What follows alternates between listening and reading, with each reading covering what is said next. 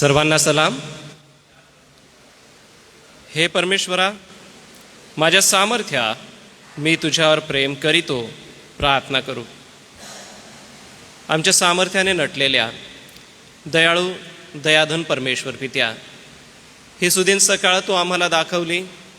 ज्या पावसासाठी आम्ही प्रभू सतत तुझ्याकडे प्रार्थना करीत होतो, त्याच्या दृष्टीने प्रभू तू आमच्या प्रार्थना ऐकून उत्तर देत आहेस, त्यासाठी आम्ही आभार मानतो. आजच्या या सुदीन दिवसाची सुरुवात आनंदाने भक्तिभावाने गीत गात तुझ्या चरणापाशी बसून आम्ही करतो. यासाठी क्वायर आणि तरुण संघ प्रभू तुझ्या गौरवासाठी जी गीत गायन करेल व जे वाद्य ते वाजवतील प्रभू, त्या गीत गायनाद्वारे वाजवण्याद्वारे तुझा गौरव होऊ दे. गीत गाण्यास व वाजवण्यास त्यांना तुझी कृपा दे व त्यांच्या समवेत आम्ही मंडळी प्रभू तुला स्तुतिसुमनांचा यज्ञ अर्पण करू, तो तू मान्य करून घे. व आजच्या भक्तीद्वारे तू गौरविला जा. जे प्रियजन येत आहेत त्यांना सुखरूप मंदिरी आण व प्रभू भक्तीमध्ये आम्ही जे करू त्या सर्वस्वाच्या द्वारे तुझा गौरव होऊ दे. ही प्रार्थना प्रभू येशूच्या नावाने मागतो म्हणून तू ऐक. आमेन. या सर्वप्रथम आपण स्तुती आराधना करूया, गीत गात प्रभूचरणी जाऊया. यासाठी क्वायर आणि तरुण संघ पुढे येईल व गीत गायनाची सेवा करेन.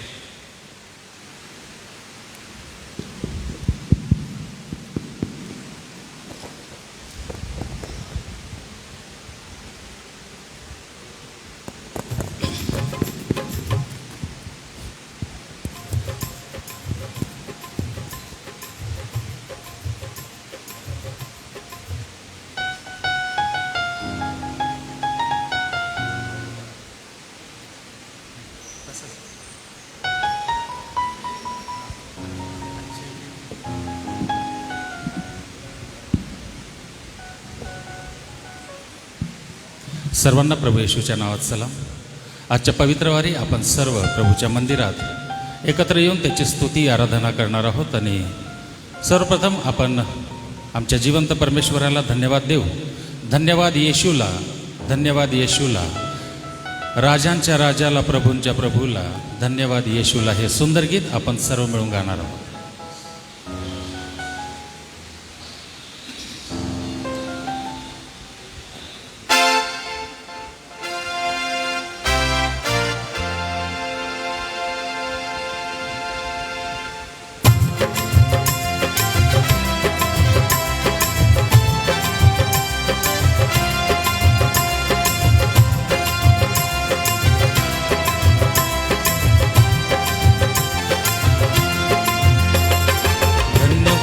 येशूला, धन्यवाद येशूला, धन्यवाद येशूला, धन्यवाद येशूला.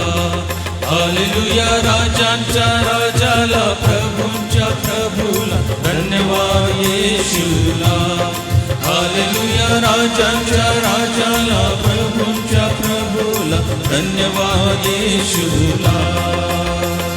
महिमा हो द्या त्याला, महिमा हो द्या त्याला, महिमा हो द्या त्याला, महिमा हो द्या त्याला. हालेलुया. राजांच्या राजाला, प्रभूंच्या प्रभूला, महिमा हो द्या त्याला. हालेलुया. राजांच्या राजाला, प्रभूंच्या प्रभूला, महिमा हो द्या त्याला.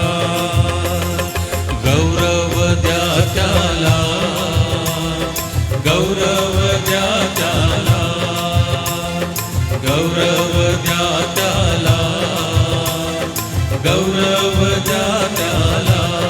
हालेलुया. राजांच्या राजाला, प्रभूंच्या प्रभूला, गौरव द्या त्याला. हालेलुया. राजांच्या राजाला, प्रभूंच्या प्रभूला, गौरव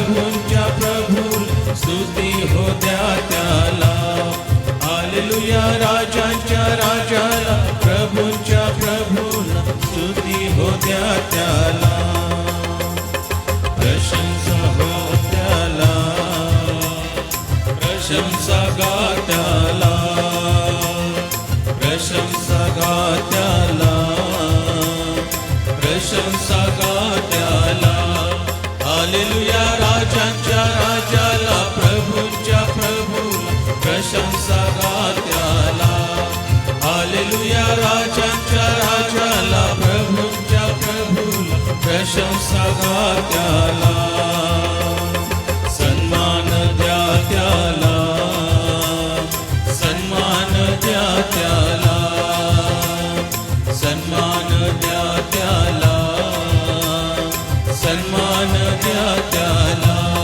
हालेलुया राजांच्या राजाला, प्रभूंच्या प्रभू, सन्मान द्या त्याला.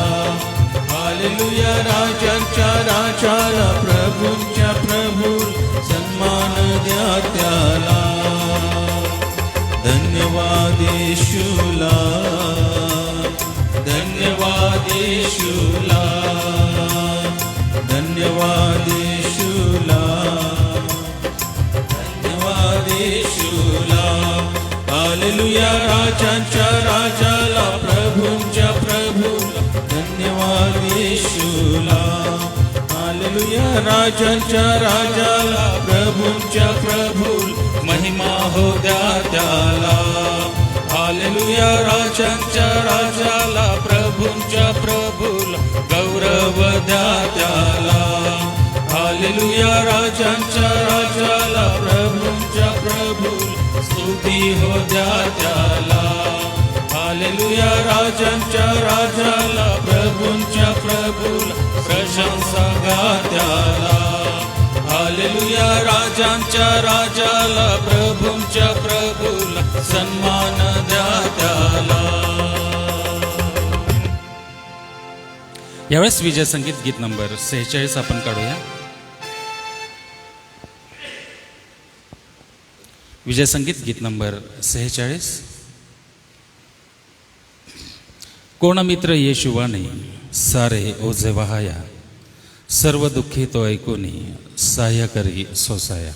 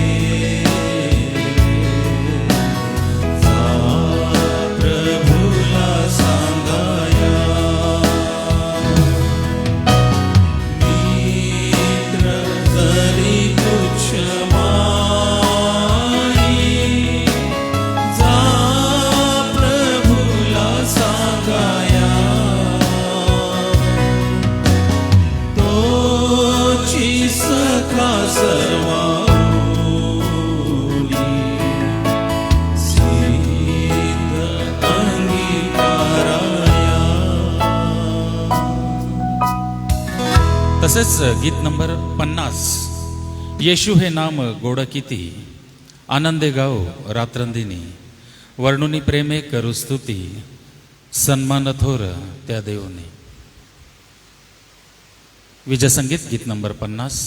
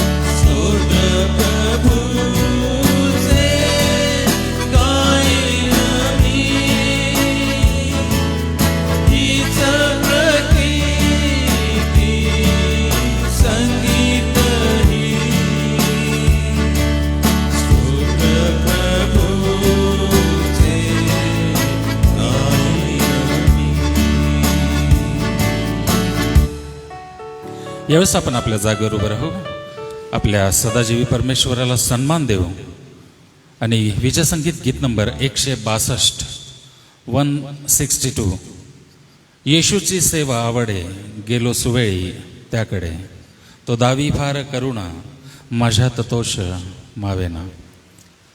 विजय संगीत गीत नंबर 162.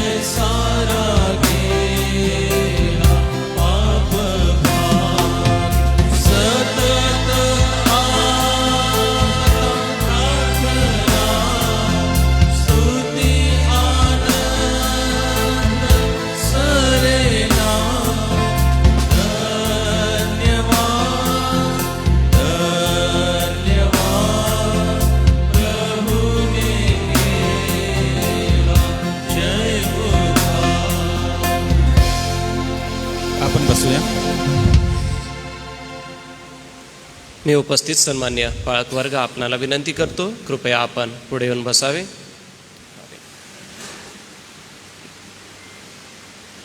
प्रार्थना करूया. धन्यवादित आमच्या प्रभू, या सुदिन दिनी पुन्हा एक वार तुझ्या चरणापाशी आम्ही येतो. तुझ्या कृपेच्या वृष्टीचा अनुभव पुन्हा एक वार आम्ही घेतो. आणि तो जो आमचा उद्धारक प्रभू परमेश्वर पिता, आमचा सहाय्य करता प्रभू, जे आम्ही तुझ्याकडे शक्ती मागतो आजच्या उपासनेमध्ये, पुन्हा एक वार तुझं बळ, तुझ्या पवित्र आत्म्याची मोकळीक आम्ही मागतो. व या सर्वस्वाच्याद्वारे केवळ तुझं गौरव, तुझी आराधना, तुला स्तवन व तुला आदर मिळो. देवबापा, आमच्या प्रार्थना, विनंत्या, उपकार, स्तुती यासोबतच आमचं एकत्र मिळणं व पवित्र वचनाचं मनन करणं हे तुझ्या गौरवाचं असू दे. प्रार्थना प्रभू येशूच्या नावाने मागतो म्हणून तो ऐक. आमेन. आज सकाळी आपण स्तोत्रसंहितेचं आळीपाळीने वाचन करणार आहोत. यासाठी स्तोत्रसंहिता 130 आपण काढू. 130 130 साम किंवा स्तोत्र 130. परमेश्वराच्या द्वारे मिळणाऱ्या तारणाविषयीची आशा या ठिकाणी आहे आणि हे आरोहण स्तोत्र आहे. जर आपल्या पवित्र शास्त्रामध्ये 130 हे स्तोत्र आपल्याला मिळालंय तर कृपा करून आपल्या जागेवर उभं राहा.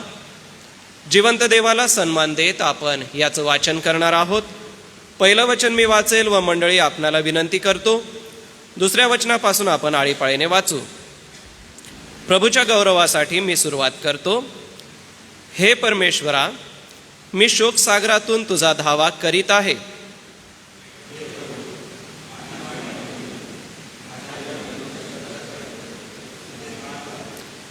हे परमेश्वर, तू अधर्म लक्षात आणशील तर हे प्रभू, तुझ्यापुढे कोण टिकाव धरील?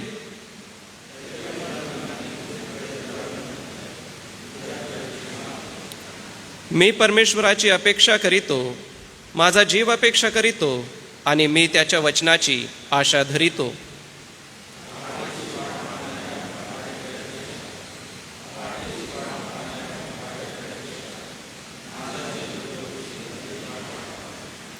हे इस्रायला, परमेश्वराची आशा धर, कारण परमेश्वराच्या ठाई दया आहे, त्याच्याजवळ उद्धार विपुल आहे.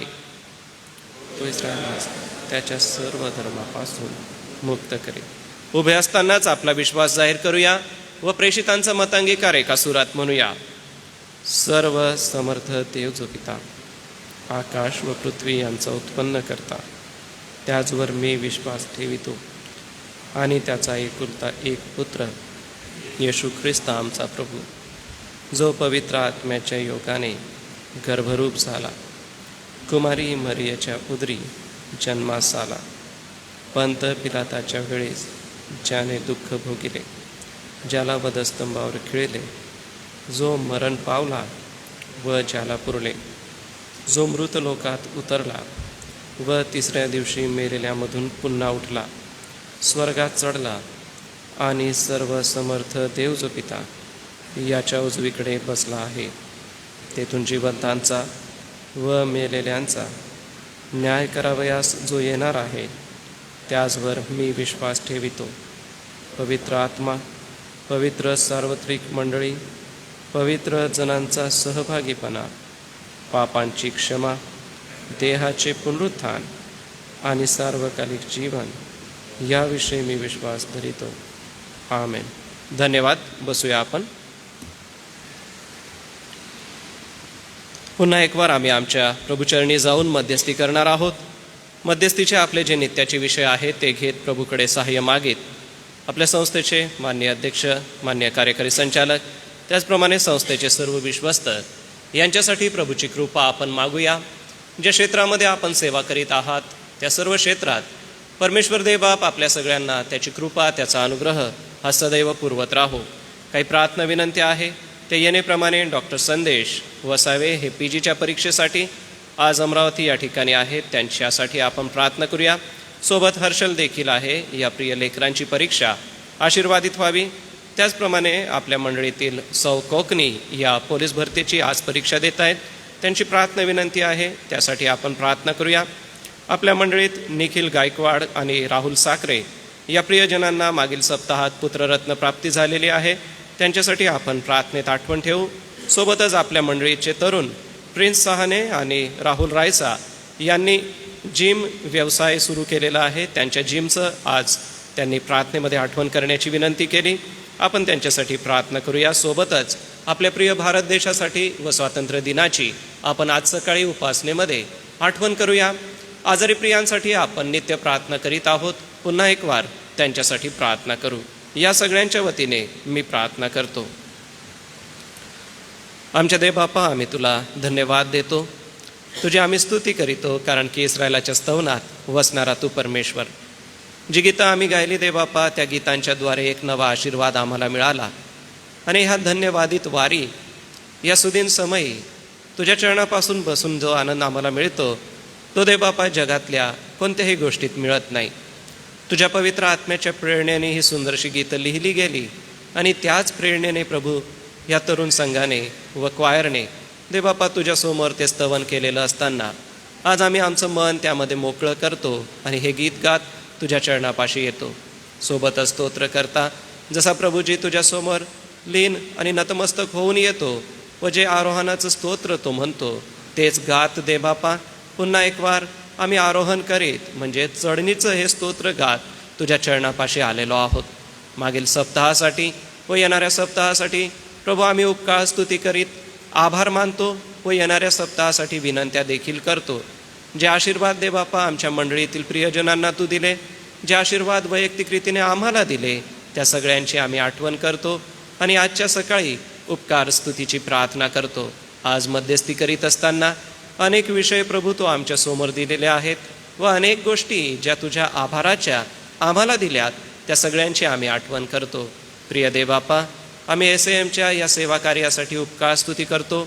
आमचे अध्यक्ष महोदय, आमचे कार्यकारी संचालक, यासोबतच संस्थेचे सर्व विश्वस्त प्रतिदिवशी देवबापा तुझ्याकडे त्या प्रियांसाठी सहाय्य मागत असताना आज सकाळी देखील पुन्हा एक वार सहाय्य मागतो आणि प्रार्थना करतो की या प्रियजनांच्याद्वारे होत असलेली सेवा प्रभू मंडळीसाठी, समाजासाठी, सगळ्यांसाठी आशीर्वादाची अशी होऊ दे. व देवबापा, जी प्रगती आम्हाला SAMची या क्षेत्रात दिसते त्यासाठी आम्ही आभार मानतो, कारण की दूरदृष्टिकोन असलेले पदाधिकारी वर्ग तू आम्हाला दिलेले आहे, ज्यांना भविष्याची चिंता काळजी सोबतच भविष्याची वाटचाल आहे. त्यासाठी प्रभूजी आजच जी तरतूद करून ठेवलेली आहे त्यासाठी आम्ही तुझी उपकार स्तुती करतो. जे देवबापा सेवा कार्य, यासोबतच शैक्षणिक सेवा कार्य आणि प्रभू आध्यात्मिक क्षेत्रामधील असलेलं सेवा कार्य, या सर्व गोष्टी अतिशय नियोजनबद्ध पद्धतीने पुढे आणि पुढे चालत आहेत. देवबापा, मोठ्या विश्वासाने आम्ही प्रार्थना करतो, आभार मानतो आणि या सगळ्या गोष्टी तुझ्या चरणापाशी आणीत उपकार स्तुतीची प्रार्थना आज पुन्हा एक वार मध्यस्थी करीत आहोत. प्रार्थना करतो प्रभू, आमच्या पदाधिकारी वर्गांना चांगला आरोग्य तू दे आणि देवबापा सोबतच विविध सेवेची माध्यमं दे, यासाठी की अनेकांपर्यंत तुझं नाव पोचवावं व देवबापा जी गौरवी सेवा तू आम्हास करावयास लाविली ती आम्ही सिद्धीस न्यावी. यासोबतच मत्तयाच्या शुभवर्तमानामध्ये शेवटल्या अध्यायामध्ये जे तू महान आज्ञा आम्हास दिली तिचं पालन करीत देवबापा ते आम्ही पुढे न्यावं, यासाठी होत असलेलं सेवा कार्य तू आशीर्वादित कर पित्या. देवबापा, आम्ही मंडळांसाठी आभार मानतो, मंडळांच्या सेवा कार्यांसाठी आम्ही तुझी स्तुती करतो. अनेक मंडळ्या देवबापा अहोरात्र तुझ्याकडे विनंती करत आहे, गारानं करीत आहे. देवबापा स्तुतीचा गजर तुझ्यासमोर करत आहे. अनेक मंडळांमध्ये प्रार्थना उपकार स्तुत्या होत आहे. एवढंच नव्हे तर नित्य रविवारची उपासना आहे. आमचे सर्व पाळक वर्ग, सर्व सुवार्थिक वर्ग, मंडळांचे अध्यक्ष, मंडळांचे खजिनदार, मंडळांचे सचिव आणि मंडळांचे पंचमंडळ देवबापा सगळ्यांना तुझ्यासमोर ठेवतो, कारण की मंडळी आपापल्या क्षेत्रामध्ये, आपापल्या गावामध्ये तुझा प्रकाश देणारी दिवटणीवर ठेवलेल्या दिव्याप्रमाणे आहे. डोंगरावर नगर लपू शकत नाही असं तुझं वचन जे म्हणतं, देवबापा मंडळी ते नगर आहे की जे अनेकांना आपल्याकडे आकर्षून ख्रिस्ता तुझा प्रकाश देतं. आणि म्हणून मंडळीची निगा राखत असताना सर्व पाळक वर्गांना चांगला आरोग्य तू आपल्या कृपेने द्यावंस. एवढंच नव्हे तर मंडळीमध्ये विविध कार्यक्रम राबवत असताना आर्थिकतेचा पुरवठा, मनुष्यबळाचा पुरवठा, संसाधनांचा पुरवठा देवबापा हा करून मंडळीतील प्रत्येक ख्रिस्ती व्यक्तीला स्थिर असं उभं करावं, तुझ्यामध्ये मजबूत करावं व विश्वास संपन्न असं व्यक्तिमत्व जीवन जगण्यासाठी प्रोत्साहित करावं, यासाठी दे बापा मंडळीची जी धुरा ज्या ज्या प्रियजनांच्या हाती तू सोपवलेली आहे, प्रत्येकाला तू सहाय्य कर व प्रत्येकाचं सेवा कार्य आशीर्वादाचं होऊ दे. आम्ही मंडळांसाठी उपकार स्तुती करतो व संडे स्कूल, महिला मंडळ, तरुण संघ, क्वायर या सगळ्यांसाठी प्रभू तुझ्याकडे मध्यस्थी करतो, सहाय्य मागतो. कारण की प्रभूजी अहोरात्र हे प्रियजन प्रभू तुला कसं आळवावं, तुझ्यासमोर स्तुतीचा यज्ञ कसा अर्पण करावा, यासोबतच महिला मंडळामध्ये जे उत्साहाचं वातावरण प्रभूजी तुझ्या पवित्र वचनाच्या मननचिंतनाच्या द्वारे आहे, त्यासाठी आभार मानित प्रार्थना करतो. हे सर्व कार्य दे बापा आशीर्वादाचं असं कर व या सर्व कार्याच्या द्वारे केवळ तुझंच नाव उंचावलं जाऊ दे. जो उत्साह दे बापा या सर्व क्षेत्रात आहे त्यासाठी आभार मानतो. आमच्या संडे स्कूलच्या लेकरांसाठी मोठ्या कळकळीने विश्वासाने प्रार्थना करतो. या बालवयामध्ये दे बापा आमचे समर्पित असे संडे स्कूल शिक्षक या प्रिय लेकरांवरती संस्कार घालत आहे, सुंदरशी पवित्र वचनं पाठांतर करून घेत आहे. दे बापा जो लळा या लेकरांना तुझ्या पवित्र वचनाविषयी लागलेला आहे, त्यामध्ये मोलाचं सहकार्य आणि मोलाचं योगदान आमच्या संडे स्कूल शिक्षकांचं आहे. म्हणून दे बापा आमच्या सर्व शिक्षकांना सहाय्य कर. आपली शैक्षणिक सेवा यासोबतच आपली मंडळीतली सेवा हे प्रियजन करीत आहेत, प्रत्येकाला तू सहाय्य कर व दे बापा प्रत्येकाची सेवा तुझ्या गौरवाची, अनेक विद्यार्थ्यांना घडवणारी. कारण की प्रभू ही लेकरं मजबूत होतील आणि वृद्धापकाळीही या वचनापासून परावृत्त होणार नाही. कारण की प्रभू आम्हाला आमचे संडे स्कूल शिक्षक आठवतात की जे आम्हाला तुझ्या वचनामध्ये स्थिर करतात आणि ज्यांच्या प्रेरणेने व त्यांच्या स्थिर करण्याने प्रभू आज आम्ही विश्वासात मजबूत आहोत. म्हणून दे बापा आम्ही या सेवेकडे पुन्हा एक वार अवलोकन करतो व संडे स्कूलच्या प्रत्येक लेकराला तुझ्या हातामध्ये आम्ही देतो. सोबतच दे बापा तरुणांसाठी देखील आमची प्रार्थना आहे. प्रभू तरुणांचं हे सर्व व्यवस्थापन सांभाळत असताना आमचे तरुण संघाध्यक्ष यांना तू सहाय्य कर.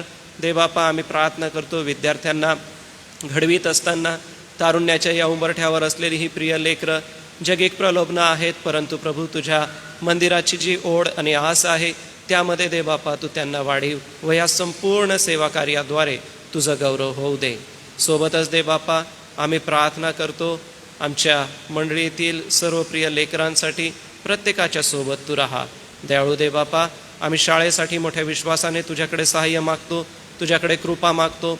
आमचे सर्व प्राचार्य, आमचे सर्व पर्यवेक्षक, आमचे सर्व शिक्षक आणि शिक्षकेतर कर्मचारी दे बापा आम्ही प्रतिदिवशी या प्रियांसाठी प्रार्थना करीत आहोत आणि आज देखील तुझ्याकडे मागतो.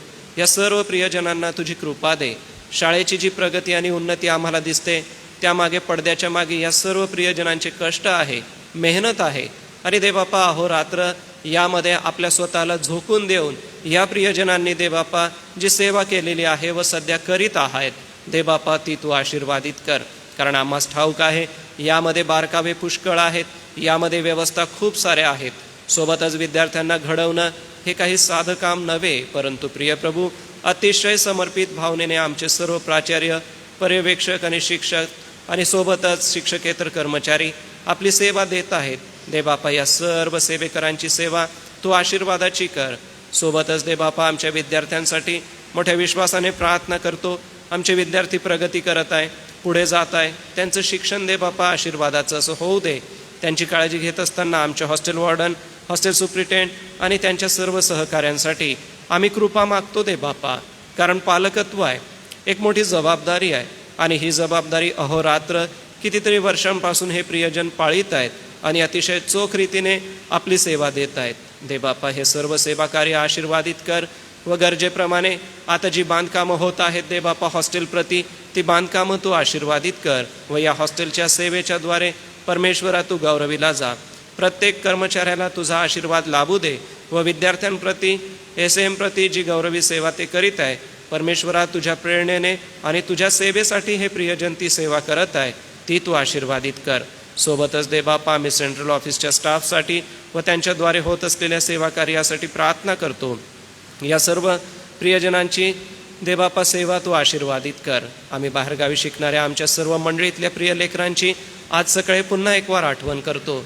बंधू जोशुआ यांच्यासाठी आम्ही प्रार्थना करतो. त्यांचं तेथील वास्तव्य तू आशीर्वादाचं होऊ दे आणि त्यांच्या कामकाजात सदैव प्रभू तू त्यांच्यासोबत राहा. सोबतच दे बापा आमची प्रिय लेकरं मेडिकल, सोबतच इंजिनिअरिंग आणि वेगवेगळ्या क्षेत्रामध्ये आपलं दे बापा करिअर घडवीत आहे, आपलं भविष्य घडवत आहे. मंडळी मोठ्या विश्वासाने प्रत्येक रविवारी त्यांची आठवण करते. आणि म्हणूनच देवबापा, आमच्या बाहेरगावी शिकणाऱ्या सर्व प्रिय लेकरांना तू सहाय्य कर आणि त्यांचं शिक्षण देवबापा आशीर्वादाचं होऊ दे. जे शिकवलं जाईन ते आत्मसात करून त्यामध्ये प्रावीण्य त्यांनी मिळवावं अशी कृपा तू कर.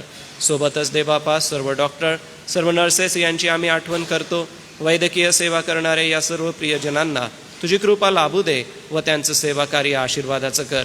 सर्व पोलीस दलातले आमचे बंधू आणि भगिनी यांच्यासाठी प्रार्थना करतो. सोबतच रेल्वे डिपार्टमेंट आहे, जिल्हा परिषद आहे, सरकारी आहेत, सोबतच खाजगी क्षेत्रामध्ये मंडळीतले सभासद आपली सेवा करतात.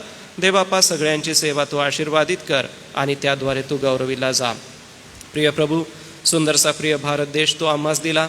आमच्या प्रिय देशावर तुझी कृपा, तुझा अनुग्रह असू दे. परकीय आक्रमणांपासून आमच्या देशाचं रक्षण कर. सोबतच प्रत्येक राज्यामध्ये शांतता नांदावी असं होऊ दे. पुराचं अनेक ठिकाणी थैमान माजलेलं आहे. मनुष्य आणि जीवितहानी अनेक ठिकाणी झालेली आहे. परंतु प्रभू, सर्व परिस्थिती सावरावी आणि देशामध्ये शांतता नांदावी अशी तुझी कृपा आणि अनुग्रह असू दे. आमचे माननीय पंतप्रधान, त्यांचे मंत्रिमंडळ, यासोबतच आमचा प्रिय महाराष्ट्र व प्रिय नंदुरबार शहर, देवबापा, आमचे माननीय मुख्यमंत्री आणि त्यांच्यासोबत असलेल्या मंत्रिमंडळासाठी, आमचे माननीय जिल्हाधिकारी आणि त्यांच्यासोबत असलेल्या पदाधिकाऱ्यांसाठी देवबापा, मोठ्या विश्वासाने आम्ही प्रार्थना करतो. या सर्व प्रियजनांची सेवा प्रभू तू आशीर्वादित कर आणि याद्वारे तुझं गौरव प्रभू होऊ दे. प्रिय प्रभू, पावसासाठी विनंती करतो. आमच्या जिल्ह्यामध्ये पावसाची गरज आहे. आमच्या तलावांना, आमच्या डॅम्सला देवबापा पुष्कळ पाणी असावं, जेणेकरून भविष्यामध्ये कसल्याही प्रकारची पाण्याची टंचाई होणार नाही. सोबतच शेतकऱ्यांनी आपलं पीक पेरलेलं आहे, त्यांना नेंदणीसाठी आता अवकाश हवा आहे. म्हणून देवबापा, तू आपली कृपा कर आणि आम्हाला मुबलक असं तू दे. कसल्याही प्रकारची हानी होणार नाही असं देवबापा मोजून मापून तू द्यावंस आणि आमच्या क्षेत्रामध्ये सर्व परिस्थिती चांगली असावी यासाठी मोठ्या विश्वासाने तुझ्या चरणी प्रार्थना करतो. आम्ही आजारी प्रियांची आठवण करीत असताना सुचिता जाधव हिची आठवण करतो. तिला देवबापा तुझं आरोग्य दे. सोबतच रेव्हरेंड जयेश पठारे पाळकसाहेब आहेत, त्यांना तुझं आरोग्य पुरीव. सोबतच श्री पी डी लवणे आहेत, सौ लवणे आहेत, त्यांच्यासाठी आमची प्रार्थना आहे. प्रभू, या उभयतांना देखील तुझं आरोग्य दे. मालतीबाई वळवी, ममताबाई वळवी, ज्योतिताई नाईक, जुलियाना अक्का गायकवाड, सोबतच रहिता अक्का जांभेलसा, सुरेश ठाकूर, या सर्व प्रियांसाठी आमची प्रार्थना आहे. देवबापा, या प्रियजनांना तुझा स्पर्श कर. आपलं आरोग्य तू दे, कारण की तू आरोग्य बहाल करणारा परमेश्वर आहे. सोबत आनंदीबाई जयकर आहेत, सापाबाई शिंदे, राजेंद्र बोरा, अरुणा सुतारी आणि कांता सिस्टर आहेत, त्यांची आम्ही आठवण करतो. या प्रियजनांना देवबापा तुझा स्पर्श लाभू दे आणि तुझं आरोग्य देणारा परमेश्वर त्या तुझी प्रचिती पुन्हा एकवार बरघावी अशी कृपा तू कर. सोबतच आमच्या मंडळीत जे वृद्ध माता पिता आहेत, त्यांची आम्ही आठवण करीत असताना आज नलिनीबाई मोजेस, आनंदीबाई पवार, रोबेन गार्दी, सुप्रभाबाई नाथानी आहेत, रेव्हरेंड डी एम पाटील पाळकसाहेब, सोबतच पद्माबाई साळवे, ममताबाई डलगे आणि दुर्गाबाई वळवी यांची आठवण करतो. प्रिय देवबापा, या सर्व प्रियजनांना तुझं आरोग्य लाभू दे. आपल्या वृद्धापकाळामध्ये देवबापा या प्रियजनांचा सहाय्यकर्ता, मार्गदर्शक तू हो. त्यांच्या घरातल्या प्रियजनांना, आपल्या वडील प्रियजनांची काळजी घेण्यासाठी लागणारी कृपा स्वर्गीय भंडारातून तू दे. सोबतच देवबापा, आज आम्ही विनंती प्रार्थना करीत आहोत डॉक्टर संदेश यांच्यासाठी PGच्या परीक्षेसाठी. देवबापा, त्यांचं अमरावतीचं आजचं देवबापा परीक्षा आहे. सोबतच हर्षल आहे. आम्ही प्रार्थना करतो या तरुण लेकरांसाठी, त्यांचं परीक्षा एक्झामिनेशन सर्व काही व्यवस्थित व्हावं आणि देवबापा त्यांना आपली कृपा पुरवावी. भविष्यासाठी चांगले डॉक्टर आमच्या प्रिय समाजासाठी आणि संपूर्ण देशासाठी निर्माण व्हावे यासाठी देवबापा आमच्या या प्रिय लेकरांना आज मंडळी मोठ्या विश्वासाने प्रार्थना करते. तू त्यांचा सहाय्य करता हो. सौ कोकणी यांच्यासाठी आम्ही प्रार्थना करतो. पोलीस भरतीची त्यांची आजची परीक्षा प्रभू आशीर्वादाची कर. सोबतच देवबापा आम्ही निखिल गायकवाड यांच्यासाठी, सोबतच राहुल साखरे यांच्यासाठी आभार मानित प्रार्थना करतो. या प्रिय कुटुंबाला पुत्ररत्न देऊन जो आशीर्वाद तू दिला त्यासाठी आम्ही उपकार स्तुती करतो व या कुटुंबांना तुझ्या हाती देतो. सोबतच प्रिन्स सहाने आणि राहुल रायसा यांच्यासाठी प्रार्थना करतो. जिमच्या व्यवसायामध्ये या प्रिय लेकरांना प्रभू तू सहाय्य कर व त्यांनी जी सेवा आरंभलेली आहे ती तू आशीर्वादित कर व त्यांच्या जिम क्षेत्रामध्ये, व्यवसायामध्ये तू दे बापा त्यांचा पाठीराखा हो. व या तरुण वयामध्ये त्यांनी जे निवडलं आहे त्यामध्ये टिकून राहण्यास व विश्वासामध्ये देखील राहण्यास तू या तरुण लेकरांचा सहाय्य करता असा हो. सोबतच दे बापा आमच्या प्रिय भारत देशाची आठवण करीत स्वातंत्र्य दिनाची आम्ही आठवण करतो. दे बापा, स्वातंत्र्य दिन आशीर्वादित होऊ दे, आनंदाचा असा होऊ दे. आणि याद्वारे दे बापा आम्ही सर्व भारतीय तुझ्या चरणी येऊन उपकार मानित, आभार मानित, आनंदाने हा साजरा करू. म्हणून होणाऱ्या स्वातंत्र्य दिनाच्या सर्व कार्यक्रमांना आम्ही तुझ्या हातामध्ये देतो. दे बापा तुझी कृपा असू दे व आमच्या देशावर असाच तुझे कृपेचा आणि बरकतीचा हात तू ठेव. सोबतच दे बापा येणाऱ्या वचनासाठीही आम्ही सहाय्य मागतो. होणाऱ्या वचनाची सेवा प्रभू तू आशीर्वादित कर आणि त्याद्वारे तुझं गौरव होऊ दे. येथे बसलेले आम्ही प्रियजन ज्या विनंत्या प्रार्थना आमच्या मनात आम्ही तुझ्याकडे करत आहोत, दे बापा त्या ऐकून तू आम्हास उत्तर द्यावंस व तुझ्या कृपेचा वर्षाव करावा अशी विनंती आज पुन्हा एक वार तुझ्या चरणी करतो. पुन्हा एक वार दे बापा आम्ही प्रार्थना करीत सहाय्य मागतो. तू सहाय्य कर आणि कृपा पुरीव. ही प्रार्थना तारणाऱ्या प्रभू येशूच्या गोड आणि पवित्र नावात केली म्हणून तू ऐक. आमेन. या वेळेला वेळ आहे दानार्पणाची. यासाठी ख्वायर आणि तरुण संघ पुढे येऊन दानार्पणासाठी गीत गायनाची सेवा करेन.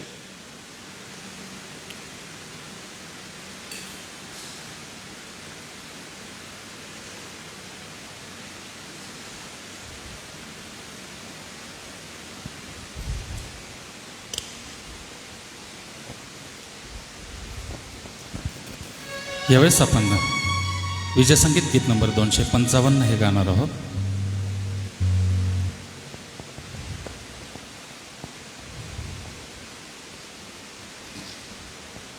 विजयसंगीत गीत नंबर 255.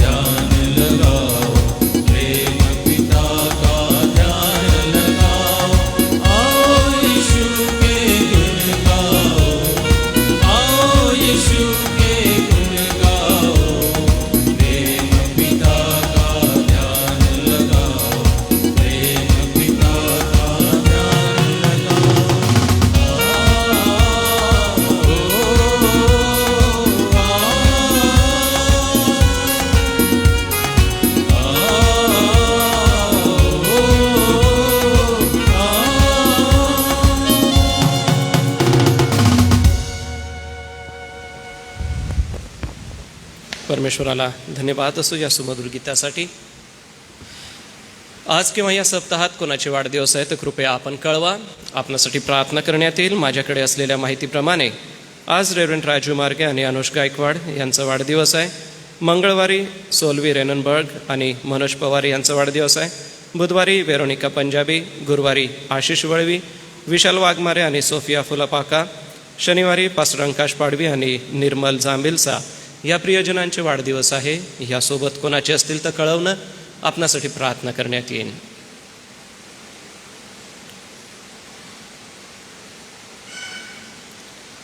मी आदरणीय रेव्हरंड जयेश पठारे पाळक साहेब आपणाला विनंती करणार आहे, वाढदिवसांसाठी व दानार्पणांसाठी आपण पुढे येऊन प्रार्थना करायची आहे.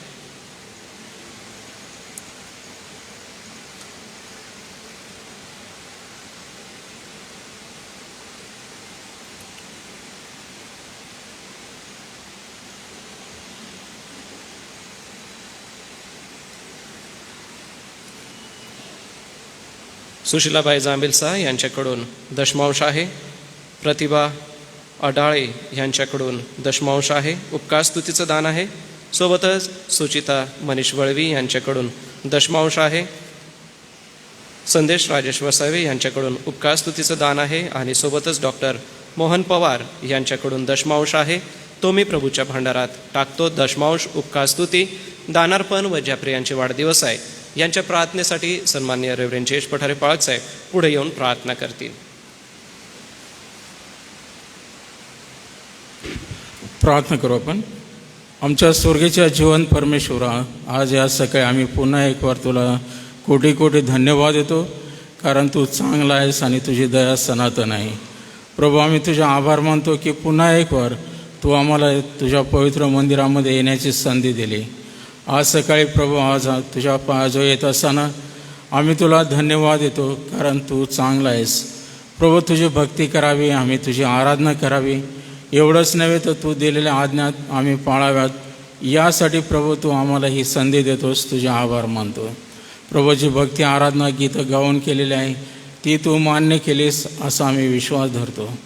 त्याचसोबत प्रभू, आम्ही या भक्ती मंदिरामध्ये कोणी रिक्त हस्ते येऊ नये आणि प्रभू तुला आम्ही देण्यासाठी जे आणलेलं आहे ते अल्प आहे, कारण तू आम्हाला दिलेलं आहे. कारण तू म्हटलेलं आहे, स्वर्ग माझा आहे, पृथ्वी माझी आहे आणि या पृथ्वीवर जे काय ते सर्व माझं आहे. प्रभू, त्या तुझ्या असलेल्या संपत्तीमधून तू आम्हाला जे पुरवलेलं आहे त्यामधून जे लहानसं अर्पण तुला आणलेलं आहे त्या दानाचा तू स्वीकार कर. ज्या प्रियांनी विश्वासाने आपले दशांश तुला अर्पण केलेले आहेत, ज्यांनी अनेक प्रकारची उपकार स्तुती या भांडारामध्ये टाकलेले आहे, एवढंच नव्हे तर प्रभू जे नियमित उपकार स्तुतीचं दान वेगळ्या प्रसंगानुसार ते देत आहेत, त्या सर्वचा तू स्वीकार कर. आम्ही प्रार्थना करतो, ज्यांनी दिलेलं आहे त्यांच्या कमाईला बरकत दे, त्यांच्या सेवा करायला आशीर्वाद दे. एवढंच नव्हे, त्यांचे कुटुंब लेकरांना तू आशीर्वादित कर. आणि प्रभू, आमच्या विश्वासणाऱ्या प्रियांनी प्रभू हे शिकावं की घेण्यापेक्षा देण्यामध्ये धन्यता आहे आणि प्रभूला दिल्याने काही कमी पडत नाही. आणि म्हणून प्रभू ते स्वर्गीय आशीर्वाद आम्हाला प्राप्त व्हावेत, या उद्देशाने आम्ही तुझ्या भांडार देत असताना हे आमचं भांडार, या मंडळीचं भांडार तू समृद्ध कर. यामधून अनेक पवित्र जनांच्या गरजा भागवाव्यात, अनेक जीवात्म्यांचं तारण व्हावं आणि प्रभू तुझं गौरव व्हावं ही आमची प्रार्थना आहे.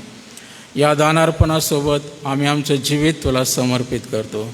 या सप्ताहामध्ये ज्या प्रियांचे वाढदिवस आहेत त्यांची नावं तुला ठाऊक आहेत.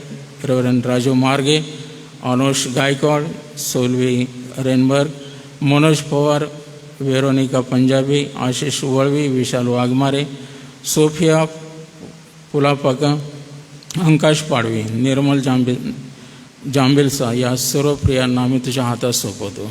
या जन्मदिनाप्रित्यर्थ तू त्यांना आशीर्वाद दे, त्यांना दीर्घायू कर आणि या सर्वांनी आपल्या जीविताच्याद्वारे तुला गौरव द्यावा अशी कृपा तू हो दे. प्रभू, आज आम्ही पुन्हा एक वार प्रार्थना करतो पावसासाठी. आम्हाला चांगला पाऊस दे आणि यामधून तुझं गौरव हो दे. जे वचन आम्ही तुझ्या दासाकडून ऐकणार आहोत ते आम्हा सर्वांसाठी आत्मानी जीवन हो दे. याद्वारे आमची आत्मिक उन्नती कर आणि प्रभू या वचनाच्याद्वारे आम्हा सर्वांना तू स्पर्श कर. तुझ्या दासाला पवित्र आत्म्याचा दुप्पट वाटा दे. त्यांच्या ओठाला जिभेला स्पर्श कर आणि येणारी वाणी तुझ्यापासून असू दे. पुन्हा एक वार हे दानार्पण आणि आम्ही सर्व तुझ्या हातात सोपवून देतो. तारणाऱ्या प्रभू येशूच्या नावाने मागतो म्हणून तो ऐक. आमेन.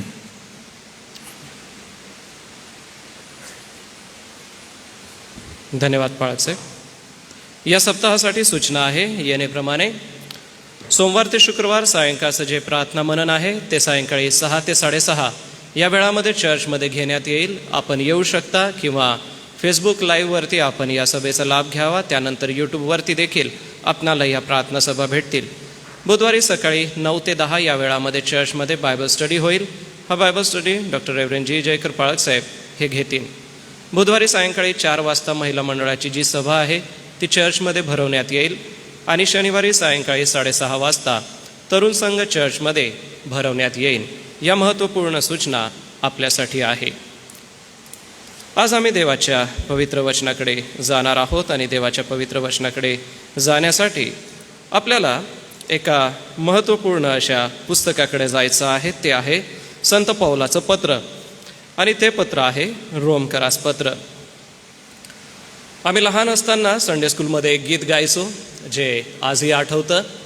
ते गीत असं होतं की ख्रिस्ती जीने किती छान किती छान किती छान, सोमवार मंगळवार बुधवार गुरुवार शुक्रवार शनिवार रविवार ही किती छान. त्या गाण्याचे कडवे होते प्रार्थना करणं किती छान किती छान किती छान, आणि मग परत सोमवार मंगळवार बुधवार असं पूर्ण सप्ताह. मंदिरात जाणे किती छान किती छान किती छान, सोमवार मंगळवार बुधवार गुरुवार शुक्रवार शनिवार रविवार ही किती छान. या गाण्यामध्ये जो पहिला भाग होता तो म्हणजे ख्रिस्ती जीने किती छान किती छान.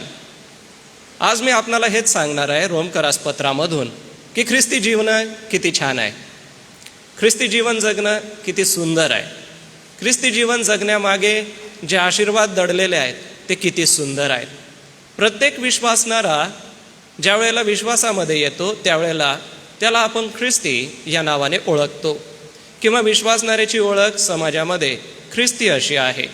मग आपण प्रभू येशू ख्रिस्ताला स्वीकारलेलं आहे, प्रभू येशू ख्रिस्तामध्ये आपलं जीवन जगतोय, तर आपल्याला ख्रिस्ती जीवनाचा जो आनंद आहे किंवा माझी जबाबदारी आज ख्रिस्ती म्हणून काय आहे, तर आज बालपणापासून इथपर्यंत आपण आपलं आयुष्य जगलेलं आहोत. परमेश्वर कृपेने आपल्याला चांगलं आरोग्य चांगलं आयुष्य आहे. येथून पुढे देखील आपण ख्रिस्ती जीवन जगणार आहोत, विश्वासामध्ये जगणार आहोत.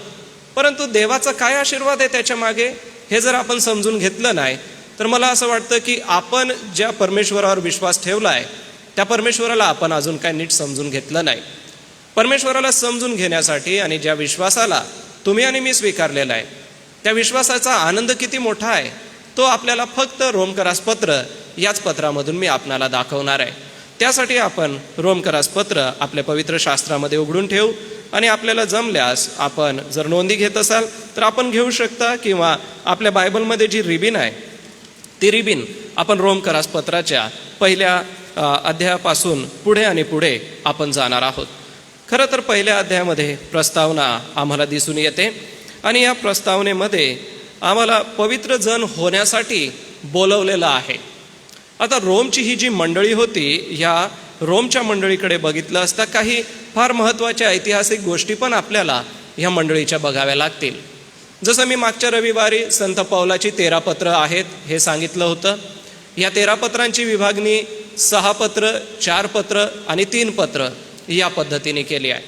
पहिली जी 6 पत्र आहेत त्यांना सामायिक पत्र किंवा प्रारंभीची पत्र सुरुवातीची पत्र असं म्हटलेलं आहे.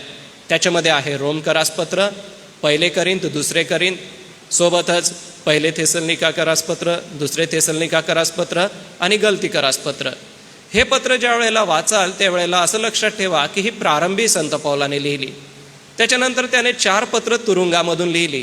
ती होतं एफिस करासपत्र, फिल्पे करासपत्र, कलसे करासपत्र आणि फिलेमोनाचं पत्र. हे 4 पत्र ज्या वेळेला वाचाल त्यावेळेला हे लक्षात ठेवा की पौल तुरुंगामध्ये आहे आणि तुरुंगातून तो लिहितोय. त्याच्यानंतर त्याने 3 वैयक्तिक पत्र लिहिली. त्याला आपण पाळकीय पत्र म्हणतो. पहिले दुसरे तिमोथी आणि तीतास पत्र. हे त्याच्या 13 पत्रांचं वर्णन आहे. मग प्रारंभी जे त्याने लिहिलं ते होतं रोमकरास पत्र. आणि रोमकराच्या पत्रामधून तो मंडळीला एका फार महत्त्वाच्या गोष्टीची जाणीव देतोय. पहिल्याच वचनामध्ये ती जाणीव तो देतोय. काय आहे बघा ती, पवित्र जन होण्याकरिता बोलावलेले रोम शहरातील देवाचे प्रियजन, आणि त्यांना मग तो सलाम सांगून आपली सुरुवात करतो. पवित्र जन होण्यासाठी देवाने तुम्हाला आणि मला बोलावलेलं आहे. रोमकरासच्या मंडळीला हे पत्र लिहिलं म्हणून हे माझ्या कामाचं नाही असं आपण समजू नका. कारण ज्या पवित्र आत्म्याच्या प्रेरणेने हे पत्र रोमच्या मंडळीला लिहिलं गेलं, ते पत्र तुम्हाला आणि मला सुद्धा लिहिलं गेलेलं आहे. ह्या पत्राचा जो सारांश आहे तो तुम्हाला आणि मला आज समजून घ्यायचा आहे. तो आज आपल्याला लागू करण्यासाठी आहे.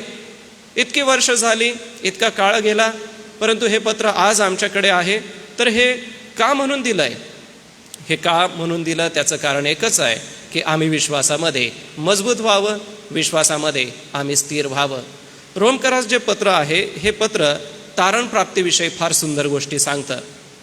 जे नवीन विश्वासणारे आहेत, प्रभू येशू ख्रिस्तामध्ये येतात, ते ज्या वेळेला रोमकरास पत्र वाचतात त्यावेळेला गोंधळून जातात. आपणही अनेक वेळेला रोमकरास पत्राची जी 16 अध्याय आहेत ती वाचत असताना गोंधळण्याचा संभ्रम आहे. त्याला कारण असं आहे की इसवी सन 33 प्रभू येशू ख्रिस्ताचं स्वर्गारोहण झालं. हे आपण जर अभ्यासानुसार धरलं तर त्याच्यानंतर मंडळ्या स्थापन झाल्या. प्रभू येशू ख्रिस्ताच्या स्वर्गारोहणानंतर शिष्य पसरले आणि शिष्यांनी वेगवेगळ्या परिसरामध्ये जाऊन मंडळ्या स्थापन केल्या.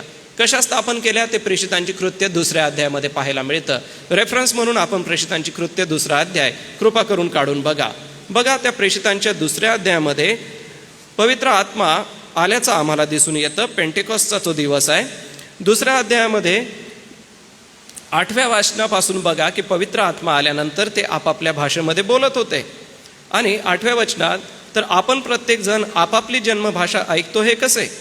पार्थी आहेत, मेदी, Alamy, Mesopotamia, Cappadocia, यहुदिया, Cappadocia, Pant, आसिया, फ्रुगिया, पंपुलिया, मिसर व कुरेनेच्या जवळचा लिबोआ देश, यात राहणारे यहुदी व यहुदीय मतानुसारी असे रोमन प्रवासी. आणि म्हणूनच हे लोक ज्या वेळेला, म्हणजे प्रभू येशू ख्रिस्ताचं स्वर्गारोहण झालेलं आहे, स्वर्गारोहणाच्या नंतर जो 50वा दिवस या ठिकाणी म्हटलेला आहे, त्यावेळेला हे रोमचे लोक यरुशलेमेमध्ये होते. म्हणजे याचा अर्थ रोमकरास पत्र जे संत पौलाने तिकडं जाऊन लिहिलं त्याची सुरुवात कधी झालेली होती? येशू ख्रिस्ताच्या स्वर्गारोहणानंतरच लगेचच झालेली होती. प्रभू येशू ख्रिस्ताचं स्वर्गारोहण झालेलं आहे आणि 50व्या दिवशी हे रोमन लोक त्या ठिकाणी होते. फ्रुगियाचे होते, कप्पियाचे होते, आसियाचे होते, गलतियाचे होते. आणि हे लोक त्या ठिकाणी सुवार्थ ऐकून आपल्या गावी गेले. आपल्या गावी जाऊन त्यांनी प्रभू येशू ख्रिस्तावर विश्वास ठेवला आणि प्रभू येशूमध्ये त्या मंडळ्या स्थापन झाल्या. परंतु 33च्या काळानंतर, म्हणजे इसवी सन 33 नंतर हे लोक देवाचं वचन ऐकून आपल्या मंडळ्यांमध्ये गेले, आपल्या गावामध्ये ख्रिस्ती जीवन जगायला लागले. आणि आपलं ख्रिस्ती जीवन जगत असताना त्या काळामध्ये त्यांच्यामध्ये ख्रिस्ताचा प्रचार इतका झाला, समाजामध्ये प्रभू येशू ख्रिस्ताविषयीची ओळख इतकी निर्माण झाली की त्यावेळेची जी राजकीय सत्ता होती त्या राजकीय सत्तेने ख्रिस्ती विश्वासणाऱ्यांना विरोध केला. उदाहरणार्थ रोमची सत्ता. रोमच्या सत्तेमध्ये क्लोडियस नावाचा बादशाह होऊन गेला. या क्लोडियसने असं केलं की जे ख्रिस्ती विश्वासणारे आहेत त्यांना रोम शहरातून घालवून द्यायचं, त्यांना तेथून हाकलून द्यायचं. इतका छळ त्यांचा पुढे झाला की पुढे इसवी सन 62 ते 67च्या काळामध्ये निरो बादशाह हा गादीवरती आला. या निरो बादशाहने रोम शहर जाळलं आणि त्याचा सगळा जो जाळण्याचा अपराध होता किंवा जाळलं, ज्या लोकांनी जाळलं ते कोण होते? ते ख्रिस्ती होते, मंडळीतले होते. आणि त्या ख्रिस्ती लोकांवर ह्याचा दोषारोप केला आणि त्याच्यामध्ये संपूर्ण ख्रिस्ती लोकांना मारण्याचा त्याने मोठा डाव रचला. त्याच्यामध्ये आख्यायिका असं म्हणतात की पेत्र त्याच्यामध्ये मारला गेला. असा एकंदर इतिहास मंडळीचा आहे. म्हणजे 33च्या काळामध्ये आम्हाला रोममध्ये मंडळीचं वचन जातं आणि 67च्या काळामध्ये मंडळीचा छळ व्हायला लागतो, विश्वासणारे जातात. मध्यंतरीच्या काळामध्ये म्हणजे 67 सालामध्ये संत पौल त्यांना हे पत्र लिहितो. मग बघा इकडे 33चा काळ आहे, 33 पासून 67 पर्यंत लोक विश्वासात आहे, मंडळीचा मध्ये छळ होत आहे. आणि अशा छळामध्ये पौल त्यांना पत्र लिहितो. त्यावेळेला पौल आपलं हे पत्र फिबी नावाच्या एका बहिणीच्या हाती पाठवतो. ज्या वेळेला तुम्ही करिंथकरास पत्र वाचाल, फिबी नावाची एक बहीण आहे, ती जाती आणि रोमच्या मंडळीला पत्र लिहिती. म्हणजे बघा किती सुंदर त्या काळाचं जे वातावरण होतं. एका बाजूला छळ आहे, परंतु दुसऱ्या बाजूला विश्वासणारे विश्वासात मजबूत आहे. आणि इतके मजबूत आहे की एक बहीण हे पत्र घेऊन जाते आणि त्या मंडळीला सांगते. याचा अर्थ महिलांनो, तुमची मंडळीच्या गौरवी सेवेमध्ये फार मोठी भूमिका आहे. या ठिकाणी ही भूमिका आपण बघतो. नव ख्रिस्ती ज्या वेळेला प्रभूमध्ये येतात, विश्वासामध्ये वाढतात. प्रियानो, जसं मी म्हटलं की ख्रिस्ती जीने किती छान, किती छान. हे छान कशाला आहे? त्याचं कारण 6व्या अध्यायाच्या 13व्या वचनात दिसतं. आता रोमकरास पत्र आपण बघत राहणार आहोत. 6व्या अध्यायाचं 13वं वचन बघा. वचन 13, आणि तुम्ही आपले अवयव अनितीचे साधने होण्याकरिता पापाला समर्पित करीत राहू नका, तर मेलेल्यातून जिवंत झालेले असे स्वतःच देवाला समर्पण करा आणि आपले अवयव आपले अवयव नीतीची साधने होण्याकरिता देवाला समर्पण करा. वचन काय म्हणतं? आपली अवयव समर्पित करा. आपल्याला ख्रिस्ती जीवन जगायचं आहे तर पहिलं पाऊल किंवा पहिली पायरी जमत असेल तर आपण एका बाजूला हे लिहू शकता, अंडरलाईन करू शकता, हायलाईट करू शकता. आम्हाला आमचं ख्रिस्ती जीवन जगण्यासाठी आमची जी अवयव आहे, आमची शारीरिक अवयव, यांना पवित्र ठेवायचं आहे. अपवित्रतेकडे त्यांना जाऊ द्यायचं नाही आहे. संत पाऊल एवढं गंभीरपणे तो का ह्या गोष्टीबद्दल बोलतोय? जर आपण करिंथचं पत्र वाचलं तर त्या ठिकाणी तो आपल्या शरीरावर नियंत्रण ठेवा सांगतो. आणि रोमचं पत्र वाचलं, या ठिकाणी तो सांगतो की तुम्ही आपली अवयव अनितीची साधने करू नका. ख्रिस्ती जीवन जगण्यासाठी पहिला जो आपला आहे तो स्वतःच्या अवयवांना देवाला समर्पित करा. आपल्या स्वतःला बघा, वचन 13 काय म्हणतं की आपले अवयव अनितीची साधने होण्याकरिता पापाला समर्पित करत राहू नका. आपल्याला आपले अवयव पापाला समर्पित करायचे नाही आहे. तर वचनाचा ब भाग बघा, तर मेलेल्यातून जिवंत झालेले असे स्वतःला देवाला समर्पण करा. म्हणजे आपल्या अवयवांना आणि आपल्या स्वतःला देवाला समर्पण करा. आपलं अवयव म्हणजे आपलं संपूर्ण शरीर. मनुष्य पाप कोणत्या बाबतीत करतो? एक तर वैचारिक पाप असू शकतं, किंवा दुसरं पाप मनुष्याच्या हातून जे घडतं ते त्याच्या शारीरिक दृष्टिकोनातून घडतं, शरीराच्या द्वारे घडतं. आणि त्याच्याविषयीची भली मोठी यादी आम्हाला संत पावलाच्या विविध पत्रांमध्ये वाचायला मिळते की आमच्या शारीरिक जीवनाच्या द्वारे देव गौरविला जातो. हेच बघत असताना बघा 6व्या अध्यायाचं 19वं वचन सुद्धा बघा. तुमच्या देह स्वभावाच्या दुर्बलतेमुळे मनुष्य व्यवहाराप्रमाणे मी बोलत आहे, कारण जसे तुम्ही आपले अवयव स्वैराचार करण्याकरिता अमंगळ व स्वैराचार यास गुलाम असे समर्पण केले होते, तसे आता आपले अवयव पवित्रीकरणाकरिता नीतिमत्वाला गुलाम असे समर्पण करा. आपले शारीरिक अवयव म्हणजे आपलं संपूर्ण शरीर. आपलं संपूर्ण शरीर हे देवाच्या समर्पणासाठी गरजेचं आहे. आज आम्ही ख्रिस्ती म्हणवतो, बालपणापासून ख्रिस्तावर विश्वास ठेवणारे म्हणवतो, पण जर आपलं शारीरिक अवयव आम्ही देवाला समर्पित करत नाही तर देवाच्या दृष्टिकोनाने ते समर्पण नाही आहे, ते ख्रिस्ती जीनं नाही आहे. ख्रिस्ती जीनं काय आहे तर आपलं शारीरिक अवयव देवाला समर्पित करणे व आपल्या स्वतःला देवाला समर्पण करणे. ए.जे. सेलिन आणि ए.पी. फ्रँकलिन आपल्याकडे आले. आपला देश, आपलं गाव, आपलं सर्वस्व त्यांनी सोडलं.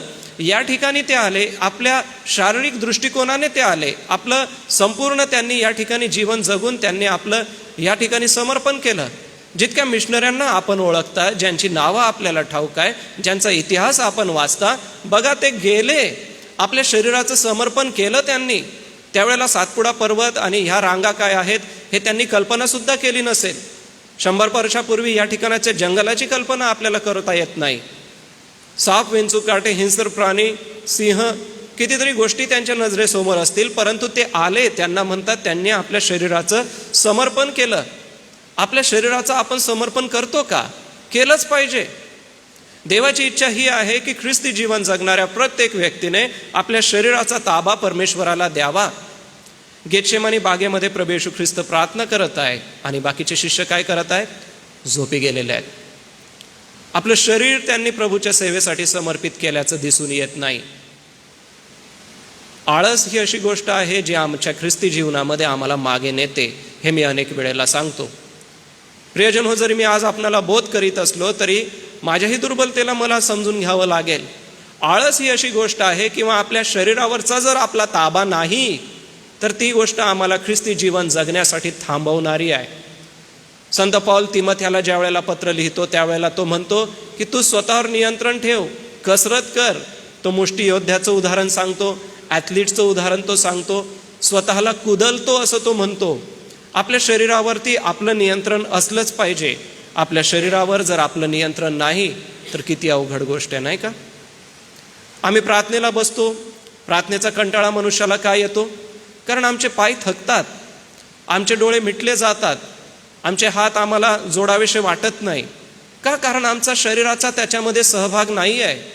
ख्रिस्ती जीवन जगण्यासाठी आपल्या शरीराचाही सहभाग तेवढाच महत्त्वाचा आहे. हे रोमच्या मंडळीला संत पौल पटवून सांगतोय आणि आज आपण तेच शिकून घेतोय की मला माझं ख्रिस्ती जीवन जगत असताना माझ्या शरीराचंही समर्पण देव अपेक्षित करीत आहे. हेच आपण रोमकरास 12व्या अध्यायामध्ये 1ल्या वचनामध्ये वाचू शकता. आता सगळ्यांचं ते तोंडपाठ आहे म्हणून मी ते काय सांगत नाही. यास्तव तुम्ही आपल्या शरीराचा जिवंत, पवित्र, उत्तम आणि ग्रहणीय असं देवाला यज्ञ अर्पण करा. ही तुमची आध्यात्मिक सेवा आहे. या युगाबरोबर समरूप होऊ नका, तर स्वतःच्या मनाच्या नवीकरणाने स्वतःचं रूपांतरण होऊ द्या, असं रोम 12:1-2 म्हणतं. आज आपलं शरीर देवाच्या सेवेला समर्पित आहे का? आत्मा उत्सुक आहे परंतु शरीर अशिक्त आहे असं संत पौल सुद्धा म्हणतो. पहिली गोष्ट, ख्रिस्ती जीवन किती छान, किती छान. जर आमचं शरीराचं समर्पण आहे तर नक्कीच ते खूप छान. दुसरी गोष्ट, 12व्या अध्यायाचं 8वं वचन. टप्प्याटप्प्याने पुढे जाणार आहोत. 12व्या अध्यायाचं 8वं वचन बघा. बोध करणाऱ्याने बोध करण्यात तत्पर असावे, दान देणाऱ्याने ते औंदार्याने द्यावे, अधिकाऱ्याने आपले काम आस्थेने करावे, दया करणाऱ्याने ती संतोषाने करावी. काम करा. पहिलं आहे आपल्या शरीराला समर्पण करा. दुसरं आहे काम करा. आणि कसं काम करा? जो बोध करतो त्याने बोध करण्यामध्ये तत्पर राहा.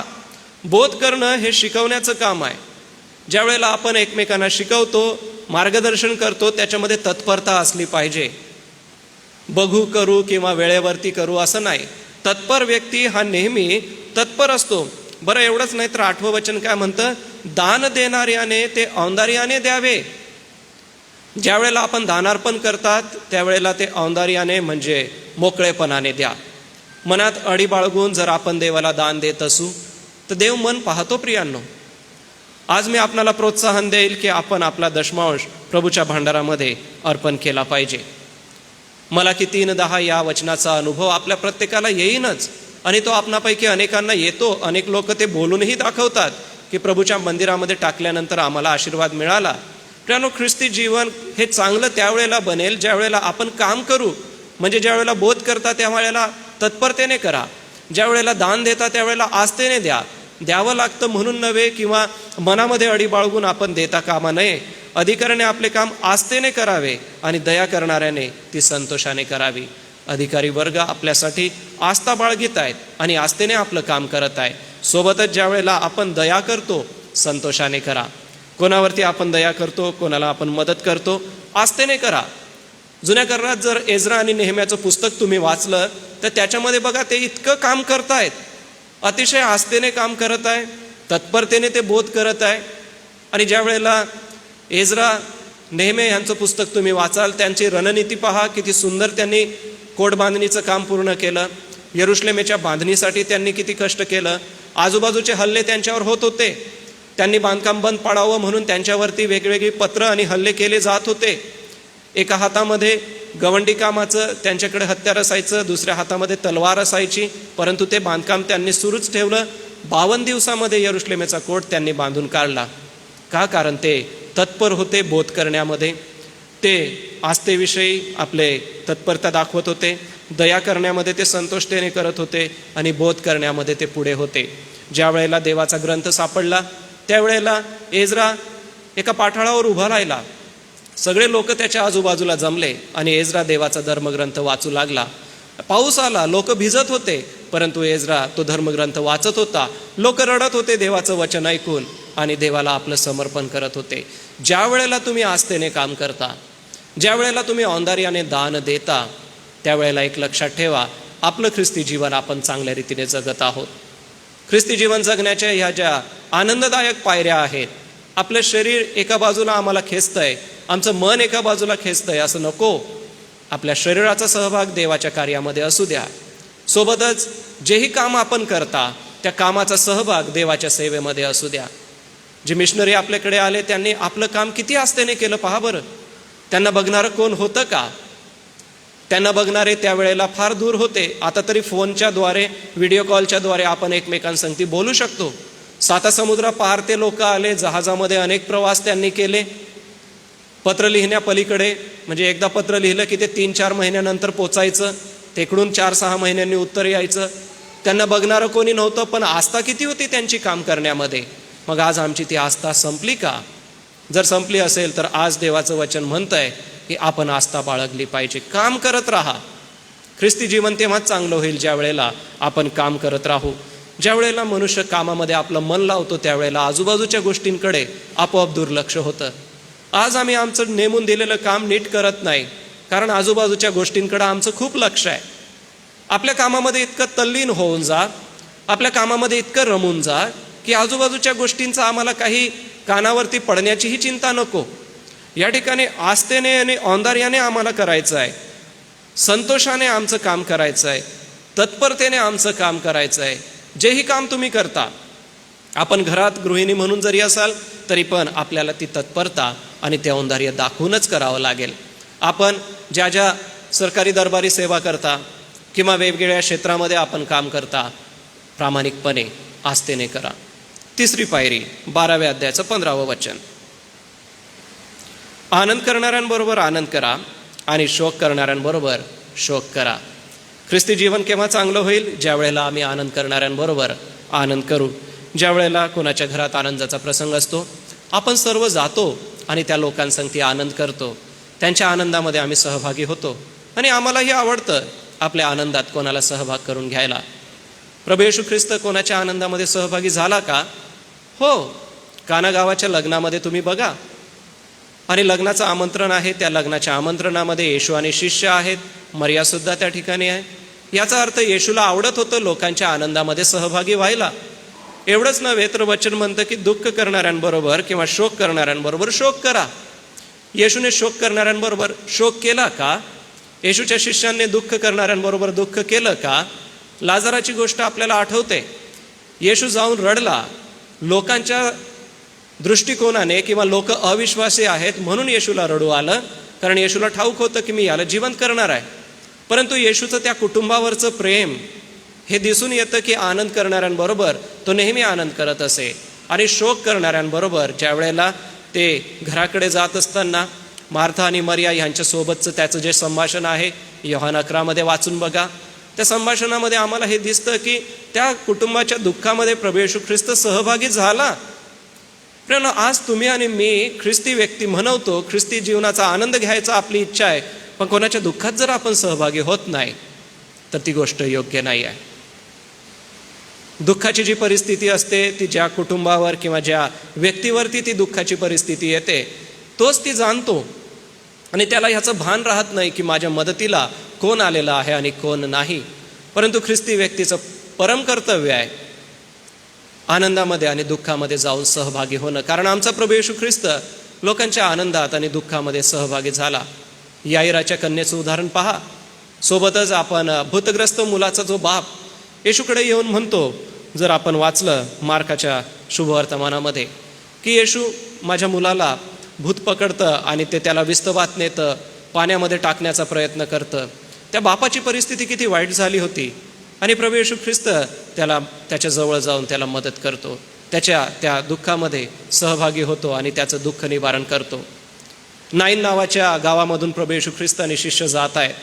जात असताना एक तिरडी त्यांच्या समोरून जाते आणि त्यावरती एका विधवेचा तरुण मुलगा मेलेला आहे. प्रभू येशू ख्रिस्त जातो, त्या तिरडीला स्पर्श करतो, विधवेचा मुलगा जिवंत होतो. तिच्या दुःखामध्ये प्रभू येशू ख्रिस्त स्वतःहून सामील झाला. त्याला कोणी सांगितलं नाही की ये येशू ह्याला बरं कर, हे येशू ह्याला जिवंत कर. प्रियानो, जर तुम्हाला दिसतं की या ठिकाणी दुःख आहे तर मला जाऊन मदत करणं हे माझं कर्तव्य आहे. या ठिकाणी आनंदाचा प्रसंग आहे तर जाऊन त्यांना मदत करणं हे माझं कर्तव्य आहे. कारण केवळ दुःखाबद्दलच नाही, केवळ शोकाबद्दलच नाही, तर आनंदाबद्दल पण वचन म्हणतंय. 15 वचन स्पष्टपणे म्हणतं की आनंद करणाऱ्यांबरोबर आनंद करा. आपल्याला त्यांच्यात सहभाग घ्यायचा आहे, आणि जे शोक करीत आहेत त्यांच्या शोकामध्ये सुद्धा आपल्याला सामील व्हायचं आहे. ख्रिस्ती व्यक्तीचं जीवन हे आनंददायक किंवा त्या परिस्थितीचं तसं होईल. जक्कयाच्या घरी प्रभू येशू ख्रिस्त स्वतःहून गेला. का? कारण त्या घराला आज तारण प्राप्त होणार होतं, हे येशूला माहिती होतं. त्या घरामध्ये आनंदी आनंद होणार होता. त्या घरातले लोक प्रभू येशूवर विश्वास ठेवून सार्वकालिक जीवनाचे भागीदार होणार होते, ही गोष्ट येशूला ठाऊक होती. आणि जक्कयाच्या घरी आनंदाने जक्कयाने आगत स्वागत केलं त्यांचं. सोबतच प्रभू येशू ख्रिस्त जेवणावळीसाठी जातानाचा आम्हाला दिसतो. प्रियांनो, कोणाच्या घरी दुःखाचा प्रसंग आहे तर ख्रिस्ती व्यक्तीचं कर्तव्य आहे शोक करणाऱ्यांबरोबर शोक करा. कोणाच्या घरी आनंदाचा प्रसंग आहे तर आपण नक्कीच धावून जा. ख्रिस्ती जीवन केव्हा चांगलं होईल? हे जे मुद्दे आपण बघत आहोत ह्याच्याने चांगलं होईल. पुढची गोष्ट आहे 13व्या अध्यायाचं 7वं वचन. थोडंसं पुढे जा. 7वं वचन, ज्याला जे द्यावयाचे ते त्याला द्या, ज्याला कर द्यावयाचा त्याला तो द्या, ज्याला जकात द्यावयाची त्याला ती द्या, ज्याचा धाक धरायचा त्याचा धाक धरा व ज्याचा सन्मान करायचा त्याचा सन्मान करा. या ठिकाणी आम्हाला देण्याबद्दल किंवा सन्मान करण्याबद्दल सांगितलं आहे. ख्रिस्ती व्यक्ती हा सन्मान करणारा असावा. आम्हाला परमेश्वराने पदाधिकारी वर्ग दिलेले आहे. वडीलजन आमच्या प्रिय मंडळीमध्ये आहे. आज जे वडीलजन आमच्याकडे येतात आम्ही आदराने त्यांना आपुलकीने त्यांना पुढे येतो. आपुलकीने आम्ही त्यांच्यासोबत वेळ घालवतो. आपल्या घरामध्ये जे वडील प्रियजन आहेत, आपल्या घरामध्ये वयाने जे मोठे आहेत, आपण त्यांना एक रिस्पेक्ट देतो, एक आदर देतो. आपल्या संस्कृतीमधून आणि आपल्या घरातून ते संस्कार आपल्यावरती आहे. चांगली गोष्ट आहे. या ठिकाणी जसं स्पष्टपणे म्हटलेलं आहे तसं आपल्याला ज्याला जे द्यायचं आहे ते देणं गरजेचं आहे. त्यामध्ये कर देण्याविषयी सांगितलेलं आहे. आता रोमन लोकांना कर देऊ नये असं यहुदी लोकांनी ठरवलं होतं. का? कारण यहुदी लोकांची जी संपत्ती होती ती हे लोक घ्यायचे आणि रोमचा खजिना वाढवायचे. आणि यहुदी लोक किंवा ज्या ज्या क्षेत्रामध्ये रोमन लोकांची सत्ता होती ते लोक गरब व्हायचे. कर देणं याचा अर्थ असा आहे की आमच्या क्षेत्रामध्ये राहत असताना, आमच्या वस्तू वापरत असताना किंवा तुमच्या वस्तू जर तुम्हाला विकायच्या आहे तर तुम्ही त्या अमुक एका क्षेत्रामध्ये गेल्यानंतर तुम्हाला त्या क्षेत्राचं भाडं द्यावं लागत असे. उदाहरणार्थ आपल्याकडे नाके होते वेगवेगळे नंदुरबार शहरामध्ये, आणि ज्या वेळेला माल विकणाऱ्या गाड्या यायच्या त्या मालवाहक गाड्या त्या ठिकाणी राहायच्या. त्यांना वजन करावं लागतं, त्यांना कर द्यावा लागतो वजन काट्यानुसार, वजनानुसार, आणि मग ते शहरामध्ये एंट्री घेऊ शकतात आणि शहरामध्ये व्यापार करू शकतात. त्याला म्हणतात कर देण्याची पद्धत. ही कर देण्याची पद्धत आता कमी झाली कारण राज्य शासन आता कर भरून देत आहे. परंतु त्या काळामध्ये तशी पद्धत होती. आणि जे कर वसूल करणारे होते त्यांना समाजामध्ये इतका काही सन्मान नव्हता आणि जक्कय देखील त्याच्यातला एक होता. बघा परिस्थिती किती अवघड आहे. ह्याचा अर्थ यहुदी लोकांना ही गोष्ट पसंत नव्हती की आम्ही कोणाला कर द्यावा किंवा आमचा पैसा कोणाला द्यावा. परंतु प्रभू येशू ख्रिस्ताने पेत्राला तेच म्हटलं की माझ्याबद्दलचा रुपया आणि तुझ्याबद्दलचा रुपया दे. त्याला मासा पकडायला लावला. माशाच्या पोटातून 2 दाणे निघाले, ते त्याने द्यायला लावले. येशूने कधी कर चुकवला नाही. प्रियांनो, जे कैसराचं आहे ते कैसराला व जे देवाचं आहे ते देवाला द्या असं येशू ख्रिस्ताने शिकवलंय. याचा अर्थ तुम्हाला आणि मला देणं भाग आहे. ज्या सरकारच्या नियमाखाली आम्ही राहतो त्याचा टॅक्स आपल्याला चुकवता कामा नये. ख्रिस्ती व्यक्तीने तो दिलाच पाहिजे. संत पाऊल एका राजकीय क्षेत्रामधून किंवा आर्थिक जे प्रबंध आहेत त्या निर्णयांना देखील समाजासमोर ठेवतोय. ख्रिस्ती व्यक्ती म्हणून आपल्याला जे द्यायचं आहे ते दिलंच पाहिजे. आपल्या भौगोलिक क्षेत्रामध्ये आपण ते दिलंच पाहिजे. बघा या ठिकाणी पुढे अजून 7वं वचन आम्हाला काय म्हणतं की धाक धरायचा त्याचा धाक धरा. कोणाचा धाक धरायचा? आम्हाला तर परमेश्वर आहे, परमेश्वराचा आपण धाक धरू. परंतु अनेक वेळेला परमेश्वराचाही धाक लोकांना राहत नाही. ख्रिस्ती व्यक्तींना मनुष्याचा धाक नसला परंतु देवाचा धाक असलाच पाहिजे. परमेश्वराला शरण जाणं कधीही चांगलं. प्रियजन हो, आम्ही कधी कधी मनुष्याचा धाक इतका बाळगतो की देवाचा धाक आमच्यातून निघून जातो. कधी कधी उलट आम्ही करतो की आमच्या मनात कसल्याही प्रकारचा धाक राहत नाही. ह्यामध्ये संत पौल आम्हाला ही गोष्ट का सांगतोय की तुम्ही धाक धरा, ज्याचा सन्मान करायचा त्याचा सन्मान करा. जी व्यक्ती सन्मानास योग्य आहे आपण नक्कीच त्याचा सन्मान केला पाहिजे. अनेक वेळेला मनुष्याचा स्वभाव आहे सन्मान करण्यामध्ये किंवा आदर करण्यामध्ये मनुष्य कमी पडत असतो. परंतु या ठिकाणी ख्रिस्ती व्यक्ती, ख्रिस्ती जीवन किती छान किती छान किती छान जेव्हा होईल ज्या वेळेला तो सन्मान करायला शिकेल. हा सन्मान आम्हाला आमच्या आर्थिक क्षेत्रामध्ये सुद्धा करायचा आहे. हा सन्मान आमचे पदाधिकारी वर्गांमध्ये करायचा आहे. हा सन्मान आमचे वडील लोक जे आमच्या घरात आहे त्यांचा करायचा आहे. या सन्मानाबद्दल संत पौल इफिस्करासच्या पत्रामध्ये सांगतो. जसं आपण मागच्या रविवारी कलसेकरास पत्रामध्ये बघितलं की पत्नीने पतीचा सन्मान केला पाहिजे, पतीने पत्नीचा सन्मान केला पाहिजे, मुलांनी आईवडिलांचा सन्मान केला पाहिजे, आईवडिलांनी मुलांना चिरडीस न आणता त्यांचा सुद्धा एक प्रकारे सन्मान केला पाहिजे, दासांनी धन्याचा सन्मान केला पाहिजे, धन्यांनी दासांचा सन्मान केला पाहिजे. ह्या वेगवेगळ्या पद्धती आहेत, ह्या वेगवेगळ्या गोष्टी आहेत. आम्ही स्वतःला ख्रिस्ती म्हणवतो, पण जर आमच्या मध्ये कोणाबद्दल सन्मान नाही तर प्रियांनो असं समजा की आमचं ख्रिस्ती जीवन कुठंतरी कमी पडतं आहे. आज आपणाला ही निर्णायक तत्व मी देत आहे. आज आपल्याला मी थोडंसं प्रोत्साहन याच्यामध्ये देत आहे की आपल्याला आपलं ख्रिस्ती जीवन जगायचं आहे. तर रोमच्या या मंडळीला मोठ्या पोट तिडकीने संत पौलाने जे वचन सांगितलं आहे त्याकडे बघा. त्याचं मन किती विव्हळ झालेलं आहे आणि 2 वर्षाच्या तुरुंगवासाच्या या काळाच्या परिस्थितीकडून पुढे जात असताना ज्या वेळेला तो वेगवेगळ्या क्षेत्रामध्ये सेवा करत आहे. स्पेन देशामध्ये जायची त्याची खूप इच्छा होती, परंतु तो स्पेनला जाऊ शकला नाही आणि स्पेनला न जाऊ शकल्यामुळे त्याने हे पत्र रोमच्या लोकांना लिहिलं. बरं, रोमच्या मंडळीमध्ये तो आलेला नाही आहे, अजून तो आलेला नाही आहे. तुरुंगवासामध्ये आला, परंतु हे पत्र लिहत असताना तो नाही आहे. त्याने ते पत्र फिबीच्या हाती पाठवलेलं आहे आणि तिने येऊन ते मंडळीला दिलेलं आहे. प्रियजन हो, ह्याला म्हणतात सन्मान करणं. 96 नावं संत पौलाच्या या 13 पत्रांना वाचल्यावर आम्हाला वाचायला मिळतात आणि ह्या 96 नावांमध्ये आम्हाला असं दिसतं की संत पौलाचा जनसंपर्क किती मोठा होता, तो किती सन्मान देणारा होता आणि त्याच्या जीवनामधून तो सन्मान दिसतो की तो कोणाकोणाला सन्मानाने मान देतो. तुमच्या आणि माझ्या जीवनामध्ये ख्रिस्ती व्यक्ती म्हणून आदर आणि सन्मान असलाच पाहिजे. पुढचं तत्व 13व्या अध्यायाचं 11वं वचन बघा. 11वं वचन, समय ओळखून हे करा, कारण तुम्ही आता झोपेतून उठावे अशी वेळ आली आहे. कारण आपण विश्वास ठेवला तेव्हापेक्षा तारण आता आपल्या जवळ आले आहे. समय ओळखा आणि झोपेतून उठा. समय ओळखा आणि झोपेतून उठा ह्याचा अर्थ काय आहे? तर समय ओळखा ह्याचा अर्थ असा आहे की आता तरी प्रभू येशू ख्रिस्ताकडे लोकांना वळवा.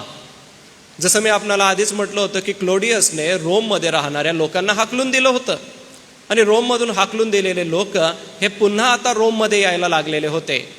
33च्या काळामध्ये त्यांना हाकललं होतं, 67 काळामध्ये ते पुन्हा येत होते आणि 69च्या आसपास संत पौलाने या सर्व गोष्टी त्यांना लिहून सांगत असताना त्या काळामध्ये यहुदी ख्रिस्ती आणि ग्रीकातून झालेले ख्रिस्ती म्हणजे रोमन ग्रीक यांच्यामधून झालेले ख्रिस्ती, त्यांना हेल्लेनी हा शब्द वापरलाय आणि जे मूळतः यहुदी होते त्या यहुद्यांमधून झालेले ख्रिस्ती, ह्या दोघांमध्ये गट पडला होता.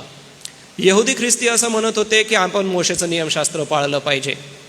यहुदी ख्रिस्ती असं म्हणत होते की आम्हाला मोशेशिवाय दुसरा कोणी देव नाही किंवा देवाचं जे स्थान आहे, देवाचं जे प्रगटीकरण आहे ते मोशेच्या द्वारे आहे आणि मोशेच्या द्वारे ते आम्हाला मिळालंय.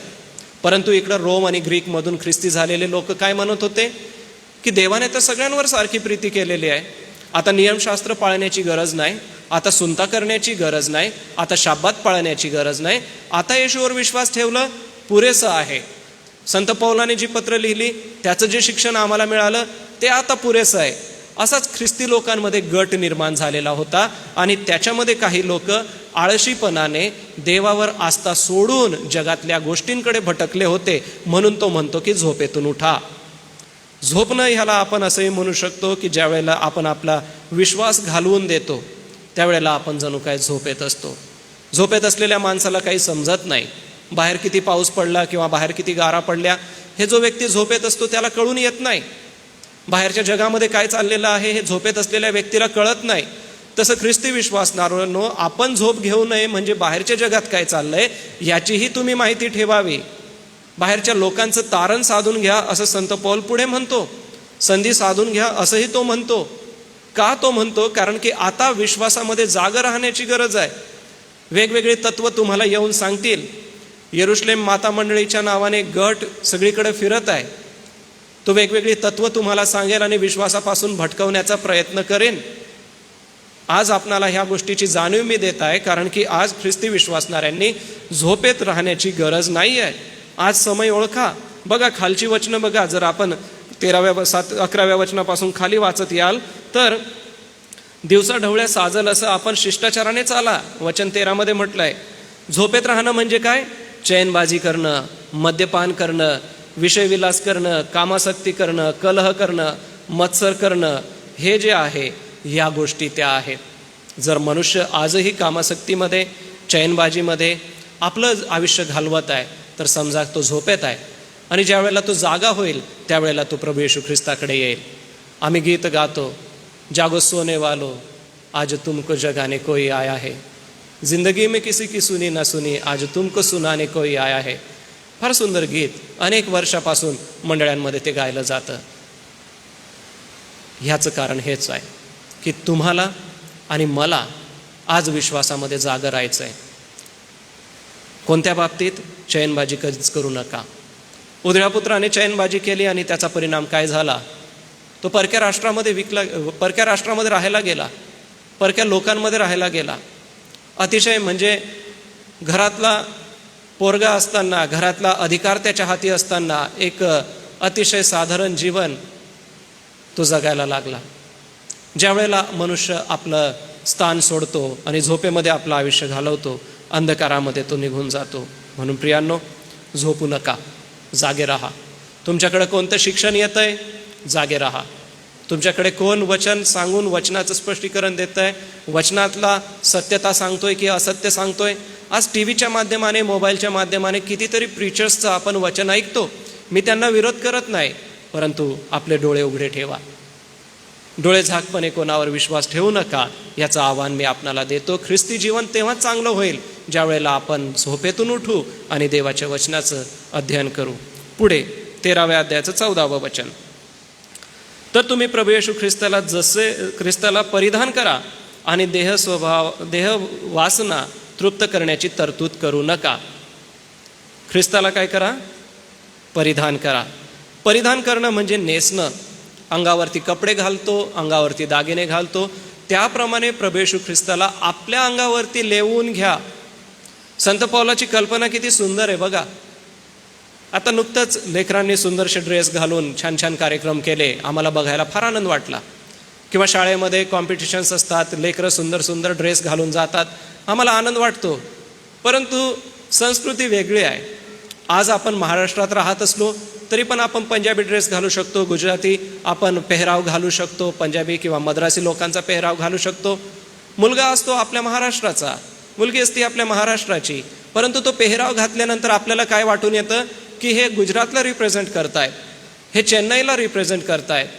प्रियांनो, फक्त नुसतं परिधान केल्यामुळे आपला बघण्याचा दृष्टिकोन बदलतो. नुसतं आपण कोणाला ते परिधान केल्यामुळे किंवा तो ड्रेस घातल्यामुळे त्याची ओळख बदलून जाते. मग तुम्ही आणि मी ख्रिस्ताला असं परिधान करा की तुमची आणि माझी ओळख जगात बदलून जाईल. जगातले लोक आम्हाला साधारण व्यक्ती म्हणून ओळखत असतील, पण ज्या वेळेला तुम्ही ख्रिस्ताला परिधान कराल, ख्रिस्ताला आपल्या अंगावर लेवून घ्याल, एका दागिन्याप्रमाणे ख्रिस्त तुमच्या गळ्यामध्ये असेल, तर त्यावेळेला लोकांना दिसून येईल की हे ख्रिस्ती आहेत. आमची ओळख गळ्यामध्ये क्रूसखांब घालून ख्रिस्ती दाखवण्याची आहे का? जर गळ्यामध्ये क्रूसखांब असला लोक ओळखतात की हे लोक ख्रिस्ती आहेत, पण तेवढीच ओळख नाही ना आपली. आमचं बोलणं आमची ख्रिस्ताची ओळख दाखवू शकतं. आमचे व्यवहार, जे आर्थिक व्यवहार लोकांसंगती आम्ही करतो, ते आमची ख्रिस्ती ओळख दाखवू शकतो. आमची काम करण्याची पद्धत, आमच्या कामात असलेला प्रामाणिकपणा, आमच्या जीवनामधून एकमेकांना मदत करण्याचा स्वभाव, हे दाखवून देतो की आम्ही ख्रिस्ती आहोत. प्रियांनो, ख्रिस्ती आहोत हे आपल्याला जणू काय ते परिधान करून घ्यायचं आहे. जसं ड्रेस कॉम्पिटिशनमध्ये आमची लेकरं ड्रेस परिधान करतात आणि ते त्या राज्याला दाखवतात किंवा त्या व्यक्तिमत्वाला आमच्यासमोर दाखवतात की ह्या देशाचा, ह्या राज्याचा नागरिक असा दिसतो. मग प्रियांनो, ख्रिस्त आमच्यातून दिसावा अशी संत पौलाला अपेक्षा आहे. तुमच्या आणि माझ्या जीवनातून तो दिसलाच पाहिजे. ख्रिस्ती जीवन तेव्हाच चांगलं होईल की ज्या वेळेला तुमच्या मध्ये लोकांना ख्रिस्ताचं दर्शन होईल. साधू सुंदर सिंग यांच्या सुंदर जीवनचरित्राबद्दल वाचून बघा. लोकांना असं वाटत होतं की साधू सुंदर सिंगांना बघून की आम्ही येशू ख्रिस्ताला बघत आहोत. साधू सुंदर सिंगांचं व्यक्तिमत्व इतकं सुंदर तयार झालेलं होतं, त्यांचा चेहरासुद्धा इतकाच सुंदर तयार झाला होता की बघणाऱ्यांना असं वाटत होतं की आम्ही प्रभू येशू ख्रिस्ताला बघत आहोत. किती सुंदर साक्ष त्यांच्या जीवनाची आहे. मित्रांनो, आज आमच्या जीवनाकडे बघून लोकांना असं वाटतं का की या व्यक्तीने प्रभू येशू ख्रिस्ताला परिधान केलेलं आहे, या व्यक्तीने येशू ख्रिस्ताला नेसून घेतलेला आहे. येशू ख्रिस्ताला परिधान करणं म्हणजे येशूसारखा क्षमा करण्याचा स्वभाव आपण परिधान करणं, येशूसारखं मदत करण्याचा स्वभाव आपण परिधान करणं, येशूसारखं पित्याची आज्ञा पालन करण्याचा स्वभाव आपण परिधान करणं, येशूसारखं रात्रंदिवस प्रभूच्या चरणी बसून परमेश्वराकडे प्रार्थना करण्याचा स्वभाव हा आपण लेववला पाहिजे, हा आपण घातला पाहिजे, हा आपल्या जीवनात असलाच पाहिजे. यापासून पळवाट नाही. ख्रिस्ती जीने किती छान, किती छान. केव्हा चांगलं होईल? ज्या वेळेला ख्रिस्ताला आपण परिधान करू तेव्हा ते चांगलं होईल. पुढचं वचन 14व्या अध्यायाचं पहिलं वचन, जो विश्वासाने दुर्बळ आहे त्याला जवळ करा. विश्वासामध्ये कोणी दुर्बळ आहे तर त्याला जवळ करणं गरजेचं आहे. विश्वासात दुर्बळ म्हणजे काय? तर 15व्या अध्यायाचं 7वं वचन बघा. म्हणून देवाच्या गौरवाकरिता ख्रिस्ताने तुमचा आमचा स्वीकार केला तसा तुम्ही एकमेकांचा स्वीकार करा. विश्वास हा दुर्बळता किंवा सबळता ह्याच्यामध्ये मोजता येतो का? की कोणी विश्वासामध्ये दुर्बळ आहे असं आपण म्हणू शकतो का? काही अंशी म्हणू शकतो आणि काही अंशी म्हणू शकत नाही, कारण कोणाचा विश्वास आपण मोजू शकत नाही. माझा देवावर किती विश्वास आहे हे तुम्ही मोजू शकत नाही, किंवा तुमचा देवावर किती विश्वास आहे हे मी मोजू शकत नाही. आपल्याला ते प्रमाण देवाने दिलेलं नाही, ते प्रमाण देवाकडेच देवाने ठेवलेलं आहे. परंतु आपला विश्वास, आपण जे दुर्बळ आहेत म्हणजे जे विश्वासामध्ये कमी आहेत, नव्याने जे प्रभू येशू ख्रिस्तावर विश्वास ठेवणारे आहेत, किंवा असं बघा की आपण प्रार्थना करतो आणि दुसऱ्या बाजूला चिंताही करत बसतो की अरे होईल की नाही, किंवा हे जमेल की नाही. एका बाजूने आपण म्हणतो की पाळक साहेब कृपा करून प्रार्थना करा, आणि दुसऱ्या बाजूने आपणही आपल्या खोलीत जाऊन प्रार्थना करतो. परंतु ज्या वेळेला वेळ येते, प्रसंग येते, त्यावेळेला आपण काय म्हणतो? हे होईल किंवा नाही, हे जमेन किंवा नाही. एका बाजूला अविश्वास आहे, दुसऱ्या बाजूला विश्वास आहे. तर विश्वासामध्ये जे लोक दुर्बळ आहे अशांना आपल्याला जवळ करायचं आहे. म्हणजे जो कोणी विश्वासात कमजोर आहे त्याला विश्वासात आणा, त्याला देवाच्या विश्वासामध्ये मजबूत करा, त्याला प्रार्थना करायचं शिकवा, त्याला म्हणा की आपण एकदा देवाकडे प्रार्थना केली तर असा विश्वास बाळगा की हे घडेल. कारण आपण देवपित्याकडे मागतो आणि देवपिता आम्हाला ते देतो आणि ते आम्हाला प्राप्त होतं. प्रभू येशू ख्रिस्ताने 2 आंधळ्यांना काय म्हटलं? तुमच्या विश्वासाप्रमाणे तुम्हाला प्राप्त हो. आणि विश्वासाप्रमाणे त्यांना दृष्टिदान मिळालं. हा विश्वास त्यांच्या मनामध्ये होता. मी तुमच्यासाठी काय करू येशूने म्हटलं? ते म्हणाले आम्हाला दृष्टी यावी. त्यांना दृष्टी प्राप्त झाली, परंतु येशूने एक शब्द वापरला, तुमच्या विश्वासाप्रमाणे हो. आज जर हे शब्द ख्रिस्त तुमच्या आणि माझ्यासाठी वापरत आहे, एखादी विनंती तुम्ही प्रार्थनेमध्ये सांगता आणि म्हणता की प्रभू असं होऊ दे, आणि देव तुम्हाला म्हणेल की तुझ्या विश्वासाप्रमाणे प्राप्त हो, तर आपल्या विश्वासाचं प्रमाण आपल्याला माहिती पाहिजे. तुमचा आणि माझा विश्वास देवावरती किती आहे हे फक्त देव जाणतो आणि ते फक्त तुम्हाला माहिती आहे. कधीच विश्वासात दुर्बळ होऊ नका. आणि जर कोणी विश्वासात कमी पडत असेल, कमजोर होत असेल, तर त्याच्यासाठी प्रार्थना करा आणि त्याला विश्वासामध्ये आणा. कारण वचन 15व्या अध्यायाचं 7वं काय म्हणतं? देवाच्या गौरवाकरिता एकमेकांचा तुम्ही स्वीकार करा. म्हणजे देवाचं गौरव होतं. कोणी जर विश्वासात दुर्बळ आहे त्याला तुम्ही मदत केली तर देवाचं गौरव होते, त्याला मदत मिळते आणि तो देवाकडे वळतो. थोडंसं अजून पुढे जाऊ. 15व्या अध्यायाचं 30वं वचन बघा. बंधुजन हो, आपल्या प्रभू येशू ख्रिस्तामुळे व आत्म्याच्या द्वारे निष्पन्न झालेल्या प्रेमामुळे मी तुम्हाला विनंती करतो की माझ्यासाठी देवाजवळ माझ्याबरोबर आग्रहाने प्रार्थना करा. आपण हे लक्षात घ्या, माझ्यासाठी माझ्याबरोबर आग्रहाने प्रार्थना करा. तो म्हणत नाही प्रार्थना करा, मोघम प्रार्थना करा असं तोही म्हणत नाही, आग्रहाने प्रार्थना करा असं तो म्हणतो. आग्रहाने आपण काय करतो? आग्रहाने आपण प्रार्थना करतो. जशी लहान लेकरं आमच्याकडे येतात आणि खूप आग्रह धरतात की उद्या माझं अमुक अमुक कॉम्पिटिशन आहे, मला अमुक अमुक घेऊनच द्या. लेकरांना हे कळत नाही की बाहेर पाऊस पडत आहे किंवा आज दुकानं बंद आहेत. लेकरांना काही कळत नाही. ते आईवडिलांकडे येतात आणि आग्रहाने मागतात. आम्ही देवाकडे मागत असताना तितका आग्रह धरतो का प्रार्थनेमध्ये? पौल या ठिकाणी म्हणत आहे की माझ्यासाठी आणि माझ्याबरोबर आग्रहाने प्रार्थना करा. आज आमची प्रार्थना करणं मोघम असता कामा नये. करायची म्हणून प्रार्थना करू नका, तर आग्रहाने देवाकडे प्रार्थना करा. मग ती आपल्या कुटुंबासाठी करा, आपल्या स्वतःसाठी करा, आपल्या समाजासाठी करा. ज्या क्षेत्रामध्ये आपण करत आहात त्या क्षेत्रामध्ये फार आग्रहाने आपुलकीने प्रार्थना करा. आणि ज्या वेळेला आपण पोट तिडकीने आग्रहाने प्रार्थना करतो, बघा देवबाप उत्तर देतो. दानियल, इतका मोठा कारभार दानियलाच्या हाती होता. त्या साम्राज्यातल्या प्रमुख 3 अधिकाऱ्यांपैकी तो होता. म्हणजे याचा अर्थ त्याचा जो दर्जा होता तो त्या काळातल्या राजाच्या दर्जानंतरचा दर्जा होता. एवढा मोठा दर्जा असूनही तो दिवसातून 3 वेळा प्रार्थना करायला वेळ काढतो, आग्रहाने देवाची प्रार्थना करतो. प्रियांनो, आज तुमची आणि माझी प्रार्थना तेवढी आग्रहाची आहे का? मोघम प्रार्थना असता कामा नये. पुन्हा एक वार मी आपणाला प्रोत्साहित करू इच्छितो की प्रार्थना करत असताना सगळ्यात पहिले देवाचे आभार माना आणि देवाची स्तुती करा.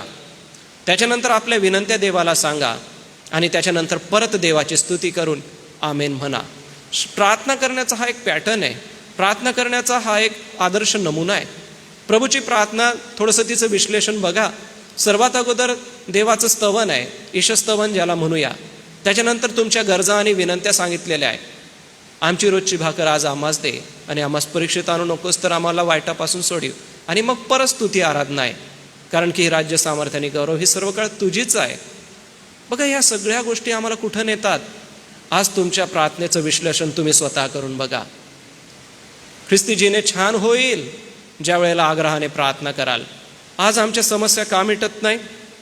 आज आम्हाला दुर्बलतेला का सामोरं जावं लागतं? प्रार्थनेत तर कमी नाही ना, प्रार्थना करण्यामध्ये तर तत्परता नाही ना. या ठिकाणी बघा, वचन स्पष्टपणे आम्हाला 30वं वचन काय म्हणत आहे की माझ्याबरोबर आग्रहाने प्रार्थना करा.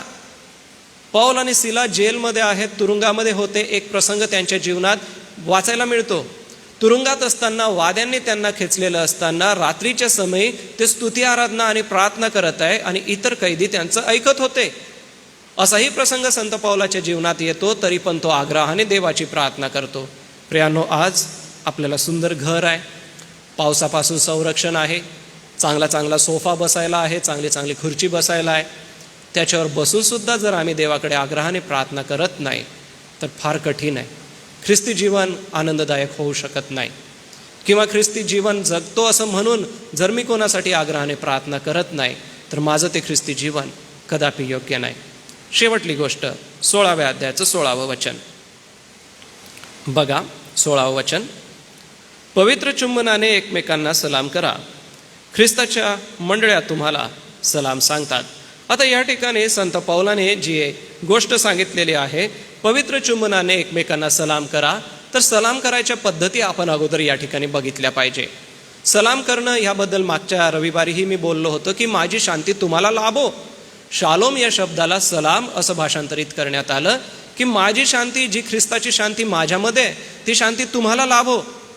पौल ज्या क्षेत्रामध्ये आहे त्या युरोपीय क्षेत्रामधून किंवा रोमन क्षेत्रामध्ये या गोष्टी ज्या वेळेला घडत त्यावेळेला एकमेकांच्या गालाला गाल लावणे हे सलाम करण्याची पद्धत होती त्या काळामध्ये. जसं आपण अरबस्थानातल्या लोकांकडे बघाल तर अरबी लोकांना एकमेकांना गळा भेटणे, त्यावेळेला जे एकमेकांना गळा भेटतात आणि शालोम किंवा सलाम म्हणतात, ही अरबी लोकांची पद्धत आहे. मी त्याविषयी विचार केला की असं का? तर माझी ऊब तुम्हाला लागो. ज्या वेळेला आपण एकमेकांना गळा भेट घेतात, माझ्या शरीरातली जी ऊब आहे ती समोरच्याच्या शरीराला लाभते आणि त्याच्या शरीरातली ऊब जी आहे ती माझ्या शरीराला लाभते आणि आपण एकमेकांना जणू काही जोडले जातो. म्हणजे आमचं प्रीतीचं जे नातं आहे ते सलाम करण्याच्या द्वारे अधिक जोडलं जातं. वेगवेगळ्या क्षेत्रामध्ये सलाम करण्याच्या वेगळ्या पद्धती आहे. आशियाई जी पद्धत आहे ती दोन्ही हात जोडून आपण सलाम करतो किंवा नमस्कार म्हणतो. ही आशिया खंडातली पद्धत आहे. सोबतच ज्या क्षेत्रात आपण राहतो त्या क्षेत्रामध्ये दोन्ही हात जोडून समोरच्या व्यक्तीच्या दोन्ही हातांना, दोन्ही बोटांना स्पर्श करणे, अशी पद्धत आपण पाहिली असेल. विशेषतः ग्रामीण परिसरामध्ये आपण पाहिली असेल की दोन्ही आपण हात जोडतो आणि समोरच्याला हात जोडून आपण सलाम म्हणतो. ही पद्धत आली कुठून? एक अभ्यास तुम्हाला देतो की आज गुगलवरती जाऊन बघा. ही पद्धत यहुदी पद्धत आहे. यहुदी लोकांची ती पद्धत आहे. यहुदी लोक एकमेकांना भेटतात त्यावेळेला दोन्ही हात एकमेकांना असे जोडतात, दोन्ही बोटं एकमेकांना जोडतात. आम्हाला वाटतं ही आमच्याकडची पद्धत आहे, परंतु ही यहुदी लोकांनी पूर्वीपासून ही पद्धत चालवलेली आहे. आज सलाम करायच्या वेगवेगळ्या पद्धती जगामध्ये आहेत, जसं की हात जोडून आपण एकमेकांना सलाम करू शकतो, आदर व्यक्त करू शकतो. सोबतच आता आपण शब्द बोलून सुद्धा सलाम करतो, हात जोडून आपण सलाम करतो. या ठिकाणी 22वं वचन बघा, तृतीय आहे. हा तृतीय काय म्हणतो? जसं मी आपणाला म्हटलं होतं की तो लेखनिक आहे. हे पत्र लिहून देणारा मी तृतीय तुम्हाला प्रभूमध्ये सलाम सांगतो. याचा अर्थ सलाम शब्दाने सुद्धा सांगितला जातो. आज आपण एकमेकांना घाईमध्ये असताना शेकहँड करणं किंवा हातात हात घेणं, ही जी पद्धत आहे म्हणजे माझ्यातली ऊब, माझ्यातलं प्रेम, माझ्यातली शांती मी तुम्हाला सलामच्या माध्यमाने देतो. एकमेकांना सलाम करा. ख्रिस्ती लोक जर एकमेकांना सलाम करत नाही तर मला वाटत नाही की त्यांचं ख्रिस्ती जीवन हे तितकं बहारदार आहे. सलाम शब्द हा आमच्या भावना व्यक्त करतो. पौलाने काय म्हटलं की इकडच्या मंडळ्या तुम्हाला सलाम सांगतात. 16वं वचन बघा की सर्व ख्रिस्ताच्या ज्या मंडळ्या आहेत त्या तुम्हाला सलाम सांगतात. याचा अर्थ रोमच्या मंडळीला बाजूच्या ज्या सगळ्या मंडळ्या होत्या, जसं आपण प्रेषित 2 वाचलं, त्या मंडळ्या सलाम सांगतात. तर आज ख्रिस्ती जीवन आपल्याला बहारदार बनवायचं आहे तर रोमकरास पत्रामध्ये जर तुम्ही अंडरलाईन केलं असेल तर आपल्याला हे सर्व मुद्दे मिळतील की मला माझं ख्रिस्ती जीवन कसं जगायचं आहे. पहिली गोष्ट, स्वतःच्या अवयवाला देवाला समर्पित करा. काम करत राहा. आनंद करणाऱ्यांबरोबर आनंद करा, शोक करणाऱ्यांबरोबर शोक करा. सगळ्यांचा सन्मान करा. समय ओळखा, झोपेतून उठा. प्रभू येशू ख्रिस्ताला परिधान करा. जो विश्वासात कमजोर आहे त्याला विश्वासात आणा. आग्रहाने प्रार्थना करा आणि एकमेकांना नेहमी सलाम करा. ह्यातून दिसतं की आम्ही ख्रिस्ती आहोत आणि ख्रिस्ती व्यक्तीने ह्या पद्धतीने जीवन जगलंच पाहिजे. माझी आशा आणि माझा विश्वास आहे रोमच्या या पत्राचं हे जे धावतं सर्वेक्षण आपण केलं, सोबतच ख्रिस्ती जीवन जगायला मी काय केलं पाहिजे याचं उत्तर आज तुम्हाला सगळ्यांना मिळालं असेल. देवबाप ह्या वाचलेल्या आणि ऐकलेल्या वचनावर आशीर्वाद देव आणि तुम्हाला आणि मला आशीर्वादित करो. प्रार्थना करू. ऐकलेल्या वचनासाठी आणि येणाऱ्या सप्ताहभरामध्ये जेही कार्यक्रम आपले होणार आहे त्यासाठी प्रभूची कृपा अनुग्रह आपण मागू. आपल्यामध्ये आपल्या मंडळीचे वडील पाळक सन्माननीय डॉक्टर रेव्हरंड जी जयकर पाळकसाहेब आहेत. पाळकसाहेब पुढे येतील, थोडक्यात प्रार्थना करतील आणि मग मी पुढील सूचना देईन.